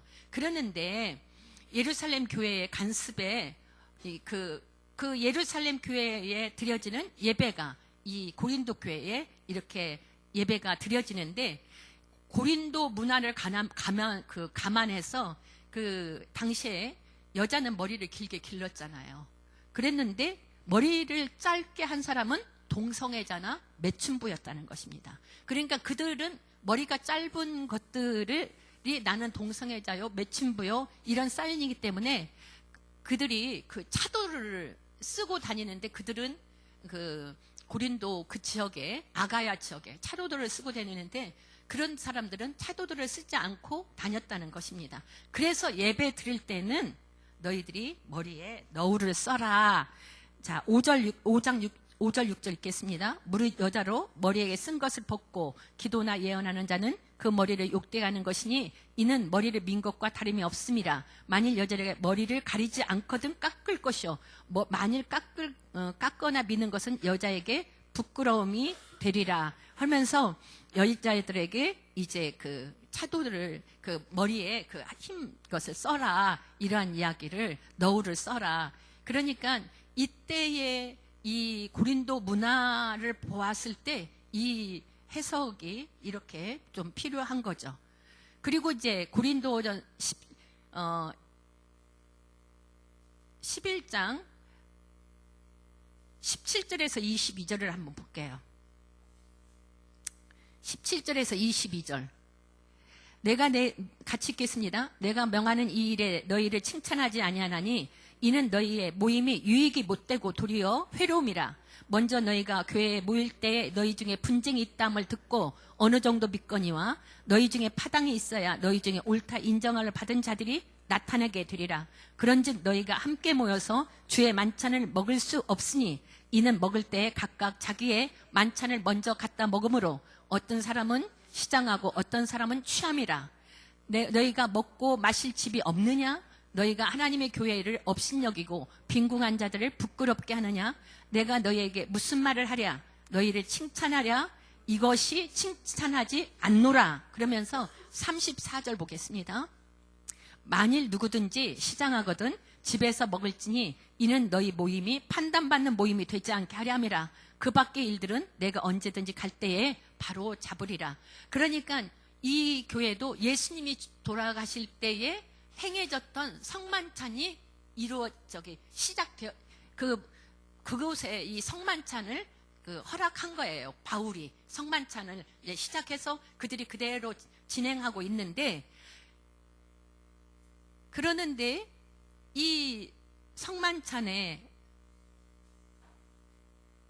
그 오류되어진 잘못되어지는 일들을 지적하면서 너희들이 정말 그렇게 시장하거든 집에서 먹고 오고 이 성만찬에는 이것은 그렇게 함으로 너희들이 판단받는 모임이 되어질 수 있다. 그러니까 굉장히 교회가 그런 정한 교회, 거룩한 교회, 주님의 몸된 교회, 이러한 것을 또 생각하시고 얘기해 주셨습니다. 23절에 한번 보겠습니다. 20절. 내가 너에게 전한 것은 주께 받은 것이니 곧 주 예수께서 잡히시던 밤에 떡을 가지사. 그러시면서 이제 그 말씀이 우리가 성찬식 때 이 고린도전서 11장 24절부터 이렇게 계속 성경을 읽어주고 계시는 것입니다. 그러니까 전한 것은 주께 받은 것을 내가 너희들에게 고린도 교회에 전하여서 이런 성찬식을 하게 됐다, 이런 이야기가 기록되어 있습니다. 12장에 보면 성령의 은사, 13장에 보면 사랑, 14장에 보면 방언과 은사가 예언이 기록되어 있습니다. 그러니까 이 12, 13, 14장은 이런 교회 공동체에게 주신 은사입니다. 이 은사를 이해하시려면 구약에서 배운 하나님의 스타일을 기억해야 되는 거죠. 하나님이 우리의 형상을 따라 우리의 모양대로, 스타일대로, 존재 양태도로 창조하셨다는 것입니다. 그러니까 아담이 독차하는 것은 하나님 스타일이 아니죠. 그래서 하나님의 다양한 속성과 능력과 덕성을 가진 그 단 한 사람 아담을 통해서 영광의 내기를 원치 않았다는 것입니다. 그래서 하나님이 지으셨던, 그래서 하와를 허락했고 그들로 말미암아 많은 자녀들을 이 땅에 무별처럼 주시게 됐잖아요. 그랬는데 삼위 하나님이 일하셨던 것처럼 우리도 나 혼자 독단해서 일하는 것이 아니라 연합해서 덕을 세우고 이것이 한 몸이 되고 이것이 이러한 공동체를 바울은 그리스도의 몸이라고 이야기하는 거예요. 그러니까 우리로 존재해야 된다는 것입니다. 그러니 뭐 사랑이라든지 방언의 은사, 예언 이러한 것은 나를 나타내요. 왜냐하면 자랑하는 거잖아요. 성도들이 예배 시간에 막 일어나서 방언하고 예언하고 막 이렇게 하면서 교회가 질서를 깨우치고 되었는데 그것이 아니다. 성령의 은사, 사랑, 방언, 예언은 성도의 공동체에 유익함을 주기 위한 것이고 우리의 스타일이다. 그래서 다락방 그 강론에서 제자들에게 성부, 성자, 성령이 하나 되심과 같이 이렇게 얘기됐죠. 포도나무에서는 내 안에, 너희 안에 연합, 하나됨 이런 것을 얘기해 주셨는데 이것이 하나님의 스타일이라는 것입니다. 그러니까 예언도 중요하지만 이것은 공예배 질서를 무너뜨려서는 안 된다. 하여간 무엇보다도 바울의 주 관심은 교회의 예배의 질서를 갖는 것이다. 이러한 이야기를 하셨죠. 그리고 15장에 보면 그리스도의 부활과 죽은 사람의 부활에 대해서 이야기합니다. 그러니까 예수님을 그 고린도 교인이 믿지만 부활을 믿지 않는 자들이 있었습니다. 이들을 돕기 위해서 사복음서에서 일어났던 예수님의 죽음, 부활 이것을 서신서에 해석해서 기록하셨다는 것입니다. 연결해서. 그러니까 하나님의 그런 위대하심, 성자 예수님이 하셨던 그 일들을 성령님이 하셨던 그 일들을 이제 복음서로 연결해서 육신의 몸, 그리고 나중에 입을 부활체, 그리고 바울은 그리스도의 몸의 부활, 이것이 기독교의 핵심이라고 선포하시는 것입니다. 그런데 이 일은 그냥 은밀하게 이루어진 일이 아니라는 거예요. 15장 3절에서 8절까지만 보겠습니다. 3절에서 8절까지 같이 읽겠습니다. 내가 받은 것을 먼저 너희에게 전하노니 이는 성경대로 그렇게 속해서 우리 죄를 위하여 죽으시고 장사 지낸 바 되셨다가 성경대로 사흘 만에 다시 살아나사 게바에게 보이시고 후에 12 제자열과 그 후에 500의 형제에게 일시에 보이셨나니 그 중에 지금까지 대다수 살아있고 어떤 사람은 잠들었으며 그 후에 야고보에게 보이셨으며 그 후에 모든 사도에게와 맨 나중에 만삭되지 못하여 난 자 같은 내게도 보이셨느니라. 근데 이 기록을 했을 때 이미 예수님이 부활한 사건을 본 사람들이 많이 있었다는 거예요. 대다수가. 그리고 어떤 사람들은 잠들었지만 그런데 바울은 예수님을 따라다닌 자가 아니잖아요. 그러는데 나에게도 보이셨다. 이렇게 부활을 입증하고 계시는 것입니다. 그래서 그리스도가 실제 부활하셨다면 신자들 역시 나는 부활한다. 부활의 소망을 갖게 하는 것이 이 고린도전서 15장의 말씀이라는 거예요. 그래서 이렇게 이제 고린도 교회가 가져온 질문들을 이제 분쟁 문제, 교회 안에서의 음행 문제, 은사 문제, 사도권, 부활 문제 이런 것에 대해서 그대로 내용의 답을 쓴 것이 고린도 전서입니다. 근데 이 내용은 사도행전은 없는 정보들인 거죠. 사실 이 고린도 교회 문제는 현대 교회가 안고 있는 이런 모든 문제들을 보게 되어지죠. 그래서 현대 교회의 문제들은 고린도 전서에서 답을 찾으면 그래도 하나님이 원하시는 방향성으로 교회가 세워지게 되어질 것입니다. 자, 양가로 4번. 구체적인 당시 상황 정보. 그러니까 바울 서신은 편지 맨 끝에 늘 중요한 정보들이 있대요. 고린도전서 막장인 그 마지막 장인 16절에도 이런 정보가 들어있는데 16절에 보면은 이제 사도 바울이 선교 여행을 어떻게 마무리할 것인지 그리고 연보에 관해서 그리고 교인들에게 부탁했고 또 너희들에게도 고린도 교회도 헌금을 모으라고 부탁했다. 이러한 내용이 기록되어 있고 그리고 고린도 16장 5, 6절에 보면은 이제 이 내용이 사도행전 19장 21절과 같은 말이에요. 마게도냐를 지날 터이니 마게도냐를 지난 후에 너희에게 가서, 그러니까 에베소서에서 마게도냐를 지나서 이제 고린도에 간다는 거죠. 고린도 아가야에 가서 너희와 함께 머물다가 내가 겨울을 지낼 듯도 하는데, 근데 이때 결국은 3개월 머물고 로마서를 쓰게 되어집니다. 그 갈 곳으로 나를 보내어주라. 그럼 거기서 헌물 다 받아서 이제 예루살렘에 전해주고 나는 로마로 갈 것이다. 이러한 내용이죠. 그리고 10절에 보게 되어지면 디모데가 이르거든 너희는 조심하여 그로 두려움이 없이 너희 가운데 있게 하라. 그도 나와 같이 주의 일을 힘쓰는 자가 되라. 그러니까 고린도로 이 편지를 해서 디모데에 보내니까 잘 영접해 줘라. 이런 내용을 쓰는 거죠. 그리고 아볼로가 너네 목회하다가 상처받고 지금 에베소에 와 있는데 기회가 되면 그도 갈 것이다. 그리고 이제 스데바나 부드나도 아가이고가 가지고 온 고린도 교회의 문제에 대한 답을 이렇게 써게 되었다. 써서 너희들에게 보내게 된다. 이것이 16장의 내용입니다.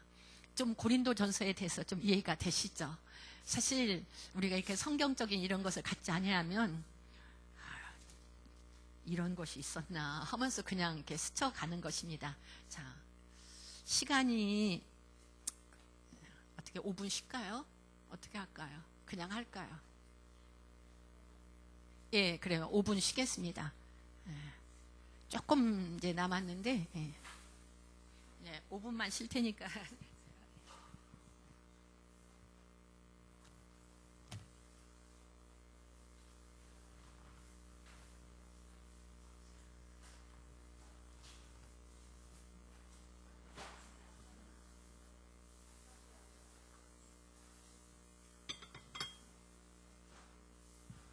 선교 활동 중 일어난 일 2번 고린도 후서에만 있는 정보입니다. 같이 한번 다 함께 읽어봅시다. 같이 읽겠습니다. 자, 이렇게 해서 고린도전서 편지를 보냈습니다. 바울은 여전히 에베소에 있겠죠. 헌금도 걷어달라고 부탁했으니 에베소에서 오순절까지 더 있다가 마게도냐를 거쳐 다음 고린도 교회가 있는 아가야 지방으로 가면서 헌금을 차곡차곡 모으면 되리라 생각했을 것입니다. 분쟁이 일어난 것은 속상했지만 이 기회에 이런저런 구체적인 문제들에 대해 대답을 써서 보내놓고 나니 한결 마음이 가벼웠을 것 같습니다. 그런데 웬걸 또 기가 막힌 소문이 솔솔 들어오기 시작합니다. 그런데 어이가 없는 소문입니다. 뭔 줄 아세요? 바울은 사도가 아니라 가짜라는 겁니다. 그러자 바울은 참지 못합니다. 고린도전서를 써 보냈던 여행 계획이고 뭐고 개의치 않고 일단 고린도로 가는 겁니다. 선교 여행도 아닙니다. 화가 나서 가는 겁니다. 직통으로 고린도로 슝. 근데 이 얘기가 사도행전에는 없어요. 고린도 후서에서만 찾아낸 정보랍니다. 고린도 후서 12장 14절 한번 보겠습니다.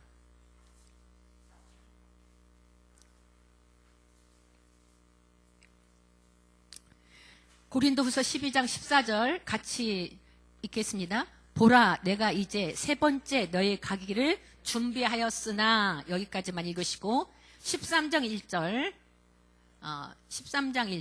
내가 이제 세 번째 너에게 가리니. 그러니까 지금 바울이 고린도 후서에 세 번째 가겠다 이렇게 되어 있죠. 그러면은 지금 2차 전도여행 때 고린도를 갔다 오고 나에 간 적이 없는데 언제 갔다 오고 난 뒤에 이렇게 세 번째 가겠다고 기록이 되어 있는가, 이러한 것을 이제 볼 수가 있습니다. 왜 세 번째 간다고 하는지, 그러면 두 번째는 언제 갔다 왔는지, 고린도 전서 편지를 써서 디모데 편에 보내고 이제 좀 한숨 돌리고 있는데 바울에게 들려오는 거예요. 가짜 사도라고. 그러면 바울이 가짜 사도라고 한다고 하면 그가 전한 복음은 뭐예요? 가짜라는 거잖아요. 거짓말이라는 거였잖아요. 그러니까 바울의 사도권도 문제고 또 복음과 이렇게 깊이 연결되기 때문에 이 문제는 그냥 내버려 둘 수가 없는 거예요. 그래서 바울이 이 소문을 듣고 화도 났지만은 이 문제를 빨리 해결해야 되겠다고 생각하고 두 번째 아무 얘기 없이 고린도를 간 것입니다. 방가루 이번에 보면 해결을 보지 못한 채 곧 다시 오겠다고 약속하고 떠나지만 약속을 안 지킴. 두 번째 갔을 때 이 문제를 잘 정리를 하고 싶었는데 도저히 이 문제를 해결할 수가 없는 거예요. 그래서 아마 바울도 상처받고 돌아왔을 것 같습니다.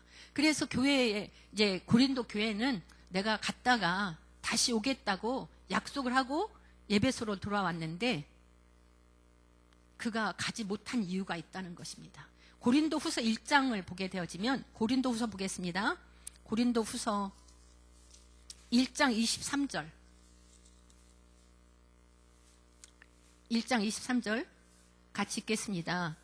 내가 내 목숨을 걸고 하나님을 불러 증언하시게 하노니 내가 다시 고린도에 가지 아니한 것은 너희를 아끼려 함이라. 그러니까 계속 이런 분쟁 속에 있는데 내가 또 가게 되어지면 이 문제를 해결하는 것이 아니라 이들에게 고통만 주겠다라고 생각을 한 거죠. 2장 1절 내가 다시 너에게 근심 중에 나아가지 아니하기로 스스로 결심하였노니. 그래서 이러한 사정 때문에 고린도에 다시 가지 않았다는 것입니다. 자, 방가로 3번. 그런데 셋째 방문 약속을 지키지 않은 대신 편지를 썼다. 고린도 후서 2장 1절에서 1절 읽었으니까 2장에서 4절까지만 보겠습니다. 2절부터 내가 너희를 근심하게 한다면 내가 근심하게 한 자밖에 나를 기쁘게 할 자가 누구냐? 내가 이같이 쓴 것은 내가 갈 때에 마땅히 나를 기쁘게 할 자로 도리어 근심을 얻을까 염려하며 또 너희 모두에 대한 나의 기쁨이 너희 모두의 기쁨인 줄 확신함이라.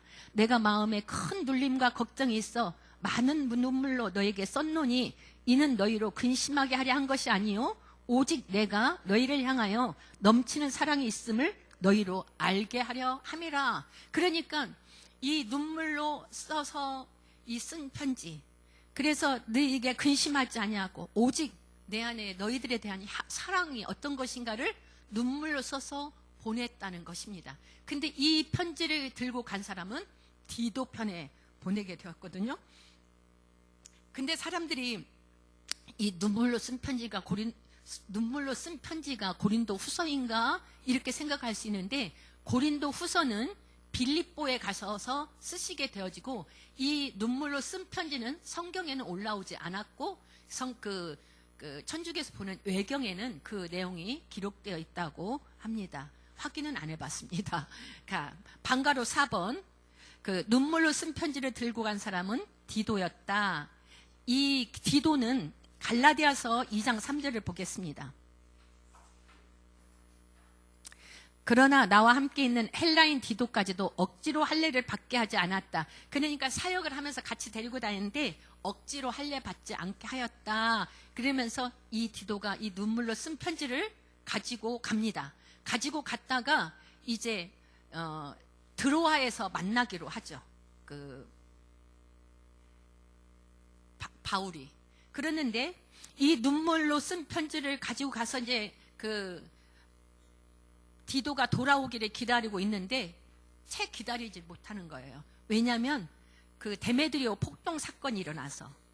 그러니까 데메드리오 폭동 사건은 그런 자기네 신이 그렇게 허접한 신으로 되어질까 봐서 이제 데메드리오라는 사람이 이렇게 폭동을 일으키게 되었는데, 자, 고린도후서 2장 12, 13절을 보겠습니다. 내가 그리스도의 복음을 위하여 드로아의 이름에 주 안에서 문이 내게 열렸을 때 내가 내 형제 디도를 만나지 못하므로 내 심령이 편하지 못하여 그들을 작별하고 마게도냐로 갔노라. 이 폭동으로 말미암아 에베소에서 겨울을 지나지 못하고 드로아로 떠나게 되어지죠. 그래서 드로아에 가서 디도가 오기를 기다리고 있는데 디도가 오지 않는 거예요. 그러는데 거기에 복음의 문이 열렸어요. 바울은 어떤 사람? 영의 사람이잖아요. 복음의 문이 열리면 마다하지 않고 그곳에 복음을 전하는데 이 마음의 상심과 어려움과 힘듦이 있으니까 문이 열렸어도 복음을 전하지 못하고 결국 어디로 가요? 마게도냐, 빌립보로 가는 것입니다.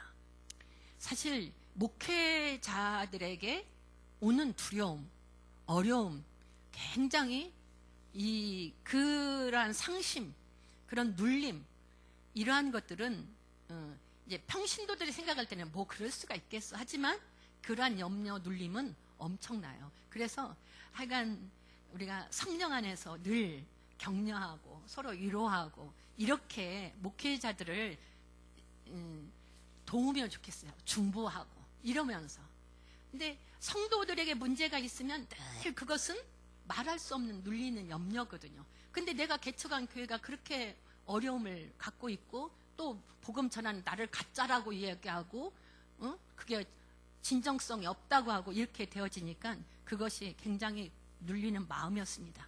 그래서 이제 그 불편한 마음으로 드로아에서 작별하고 이제 빌립보로 가게 되는데, 여기에서 이제 에베소 선교 중 일어난 일의 1번, 이것이 사도행전과 고린도전서가 그 에베소 사역을 가지고 있잖아요. 그 정보를 가지고 있죠. 그리고 에베소 사역 선교 중에 일어난 이는 사도행전과 고린도 후서를 가지고 에베소 사역을 이렇게 살펴볼 수 있다는 것입니다. 자, 이것을 이제 끼워서 읽어야 되는 거죠. 자, 4번, 결국 에베소를 떠나는 바울. 자, 앞에서라고 한 단락 뒤에부터 한번 읽어봅시다. 예, 앞에서 공부한 대로 사도행전의 기록에 없는 사각지대들을 이야기해 보니까 사도 바울 참 속이 시꺼멓게 되었을 것 같습니다. 사도행전 기록에는 바울의 에베소 활동에 몇 가지 없습니다. 세례요한 신학이 에베소에 퍼져 있다는 것, 두란노 서원 사역, 스게와 아들들 이야기, 그리고 폭동이 일어나서 어떻게 되었다는 것, 그것뿐이에요. 그런데 고린도 전서와 후서 기록을 여기저기 뒤져보니 바울 사도 고생 많이 했네요. 그러다가 이제 에베소를 떠나게 되었다 이 말이죠. 그런데 떠나기 전 에베소에 바울이 어떻게 살았는지에 대한 정보가 한 군데 더 있는 걸, 그걸 여기서 정리해 봅시다. 하여튼 우리는 지금 에베소에서 바울이 어떻게 목회했는지 정보란 정보는 다 모아준 중이에요. 방가르 1번에 기타 에베소 교회 사역 당시 바울의 밀레도 선교 여행,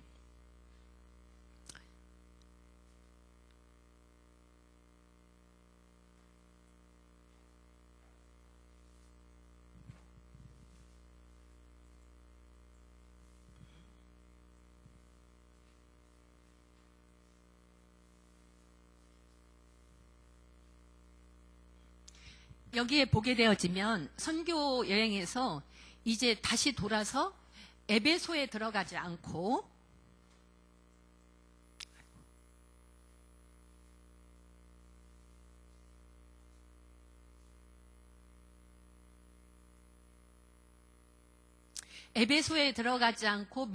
미둘레네에서 밀레도로 오게 되어지잖아요. 밀레도로. 그러는데 이제 여기에서 어떤 일이 있었는지를 이제 저희가 보게 되어질 것입니다. 사도행전 20장 19절 보겠습니다. 사도행전 20장 19절. 17절부터 읽어봐야 되겠네요. 예, 바울이 밀레도에서 사람을 에베소로 보내어 교회 장로들을 청하니, 그러니까 이제 사람을 밀레도에서 보냈어요. 에베소로. 그리고 그곳의 장로님들을 청했습니다. 오매 그들에게 말하되 아시아에 들어온 첫날부터 지금까지 내가 항상 여러분 가운데서 어떻게 행하였는지를 여러분도 아는 바니 모든 겸손과 눈물이며 유대인의 관계로 말미암아 당한 시험을 참고 주로 섬긴 것과 유익한 것은 무엇이든지 공중 앞에서나 각 집에서나 거리낌 없이 여러분에게 전하여 가르치고 유대인과 헬라인들에게 하나님에 대한 회개와 우리 주 예수 그리스도께 대한 믿음을 증언한 것이라. 이제 이러한 얘기, 내가 어떻게 이곳에 와서 사역했는지를 이야기하고 있습니다. 31절 보겠습니다. 31절. 그러므로 여러분이 일깨어 내가 3년이나 밤낮 쉬지 않고 눈물로 각 사람을 훈계하던 것을 기억하라. 에베소에 와서 내가 목회를 어떻게 했는지 지금 장로들에게 이야기하는 것이고, 나는 3년 동안 눈물로 목회했습니다. 이야기를 하는 거죠. 34절 보겠습니다. 여러분이 아는 바와 같이 이 손으로 나와 내 동행들이 쓰는 것을 충당하여 범사 여러분에게 모범을 보여준 바와 같이 수고하여 여러 사람을 돕고 주께서 친히 말씀하신 바 주는 것이 받는 것보다 복이 있다 하심을 기억하여 할지니라. 그러니까 내가 손으로 충당하고 여러 사람을 도왔고 이러한 것은 결국 하나님께서 주님께서 친히 말씀하신 것을 말씀하신가 받는 것보다 복되도록 하기 때문에 나는 이 일을 이렇게 감당했다, 이러한 얘기를 전하는 것이죠. 그러니까 바울의 에베소서 활동에 보면 이제 사도행전에서는 볼 수 없고 그 고린도 전후서에서 이러한 내용을 우리가 같이 보게 되어집니다. 자, 방가로 2번 드디어 3차 선교 여행 선교지 에베소를 떠남. 자, 선교지 에베소를 떠나는데 양가로 1번에 에베소 폭동이라게 됐잖아요. 그러니까 에베소 폭동이 일어나서 이제 떠나게 되어지는데,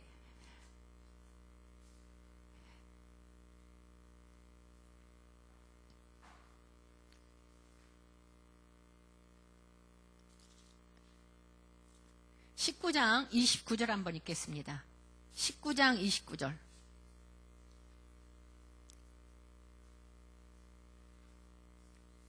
아니, 29절이 아니라 21절부터 23절부터 보겠습니다. 그때쯤 되어 이 도로 말미암아 적지 않은 소동이 있었으니 즉 덤에 들여오라 하는 은장색이 은으로 아데미의 신상 모형을 만들어 직공들에게 적지 않은 벌이를 하게 하더니 그가 그 직공들과 그러한 영업하는 자들을 모아 이르되 여러분도 알거니와 우리의 풍족한 생활이 이 생업 위에 있는데 이 바울이 에베소뿐 아니라 거의 전 아시아를 통하여 수많은 사람을 권유하여 말하되 사람의 손으로 만든 것들은 신이 아니라 하니 이는 그대들도 보고 들은 것이라. 우리의 이 영업이 천하여질 위험이 있을 뿐 아니라 큰 여신 아데미의 신전도 무시당하게 되고 온 아시아와 천하가 위하는 그의 위엄도 떨어질까 하노라. 이런 신이 그 제사를 드릴 때 많은 곳에서 오게 되어지잖아요. 근데 그 사람의 위엄도 떨어질까 하노라. 그들이 이 말을 듣고 분노가 가득하여 외쳐 이르되 크게 에베소의 사람의 아데미여 하면서 이제 막 분쟁이 일어나기 시작했죠. 그래서 이 폭동으로 말미암아 3년간 에베소 사역을 접고 이제 떠나게 되어지는 것입니다. 그랬는데 3년 그 사역 기간 동안 내내 바울을 쫓아내려고 계획을 세우고 그리고 괴롭히고 힘들게 하고 그러면서 이제 아데미 여신을 섬기는 사람들을 통해서 예수 진리를 전하는 하나님의 일꾼을 몰아내는 전형적인 교회 핍박, 폭동을 우리가 보게 되어지는 거죠. 이러한 일로 인해서 바울이 이제 에베소서를 떠나게 되어지고 그리고 에베소서를 떠나서 20장 1절 보겠습니다. 소요가 그침에 바울은 제자들을 불러 권한 후에 작별하고 떠나 마게도냐로 가니라. 그래서 이제 마게도냐로 가면서 마게도냐에서 마게도냐가 이 지역이잖아요. 그리고 헌금을 걷고 그리고 고린도에 갔다가 그래서 여기에는 벌써 이미 디모데와 에라스도가 와서 이렇게 다 준비하고 있기 때문에 이제 곧장 예루살렘으로 가려고 했는데 바울을 암살하려는 모의가 있다고 해서 다시 그 이야기를 이제 아볼로가 하게 되어지는 거죠. 그래서 그러한 일이 있다고 해서 다시 오던 길로 다시 돌아가게 되어집니다. 그러는데 이제 그가 고린도 드로아에 갔었을 때 다시 돌아서 이제 드로아에 왔었을 때 드로아에서 어떤 사역을 하게 되냐면 바울 강론을 하게 되잖아요. 그러는데 3층에서 유도고가 떨어져서 죽게 되어집니다. 그리고 그 유도고를 살리게 되어지고, 그리고 에베소에 다시 와서 이제 이 드로아에서 그런 일을 하고, 그리고 에베소에서 가지 않고 밀레도에서 에베소 장로들을 청하다가 우리 설교하고, 그리고 이제 여기서 밀레도를 떠나서 고도, 로도, 바다라, 두로, 둘레마이 이렇게 가는 거죠. 자, 21장 1절 한번 보겠습니다. 21장 1절에 보면 우리가 그들을 작별하고 배를 타고 바로 고스로 가서, 그 다음 어디로 가요? 로도의 이름에 거기서부터 바다라로 가서 베니게로 가는 배를 타고 구브로를 바라보면서 두로로 가서, 그리고 어디로 갔어요? 그 제자들을 두로로 가서 그 다음에 둘렛마이에 이르러서, 그리고 가이사랴에 갔다가, 그리고 이제 예루살렘에 가서 체포되어지게 되어집니다. 여기에서 그 아가보가 21장 10절 한번 읽어보세요. 같이 읽겠습니다. 여러 날 머물러 있더니 아가보라 하는 한 선지자가 유대로부터 내려와서 우리에게 와서 바울의 띠를 가져다가 자기 수족을 잡아매고 말하기를, 성령이 말씀하시되 예루살렘에서 유대인들이 이같이 이 띠 임자를 결박하여 이방인의 손에 넘겨주리라 하거늘, 그러면서 올라가지 말라고 하는 거예요. 그러니까 13절 읽겠습니다. 바울이 대답하되 여러분이 어찌하여 울어 내 마음을 상하게 하느냐? 나는 주 예수의 이름을 위하여 결박당할 뿐 아니라 예루살렘에서 죽을 것도 각오하였노라. 그리고 여기에서 이제 체포가 되어지는 이러한 일들을 보게 되어집니다. 그러는데 여기 147쪽에 내용이 기록되어 있죠.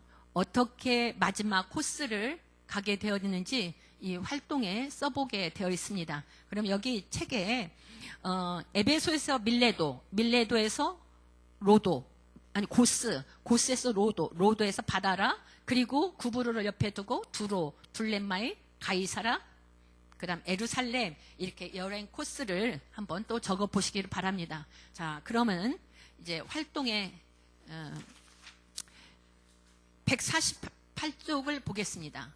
이 활동에 보면 1순위 목적지가 마게도 여행. 그러니까 이제 선교 여행을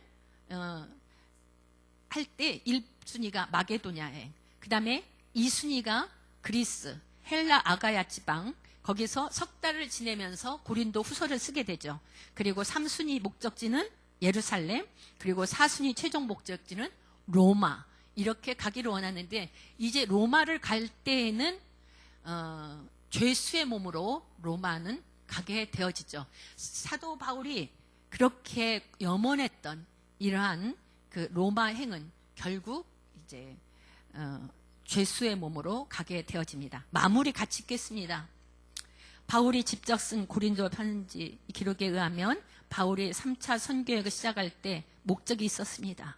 첫 번째, 에베소 교회를 세운다.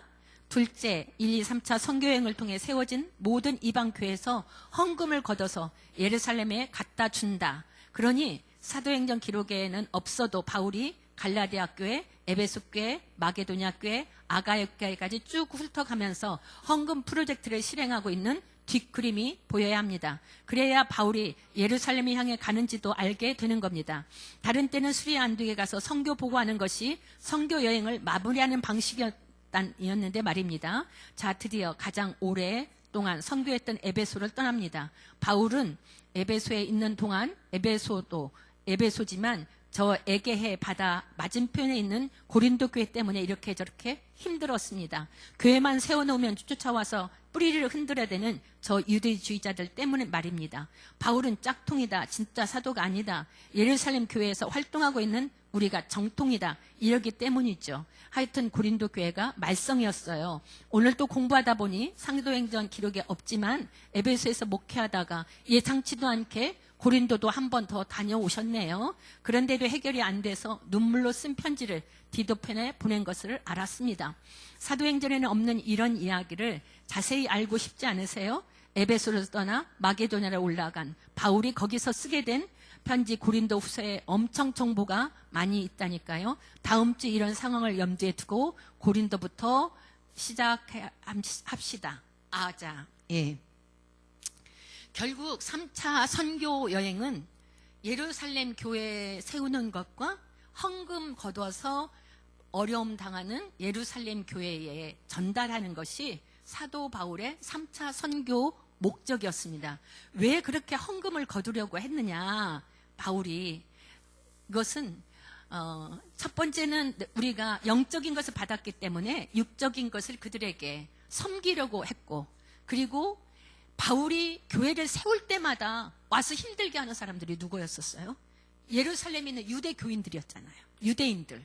그러니까 이방인의 교회가 이렇게 하나님의 뜻으로 교회, 본 교회를 섬긴다는 것을 전해주고 싶은 거예요. 이 선교비를 통해서 이들이 이방인의 교회에서 예루살렘 교회를 이렇게 돕고 섬기고 있다. 이러한 것을 암시적으로 이야기해 주고 싶었던 거예요. 그래서 이제 3차 선교 여행은 여기에서 마무리 되겠습니다. 하여간 수고하셨습니다. 예. 이제 조별로 잠깐 나눔하시고 해보겠습니다.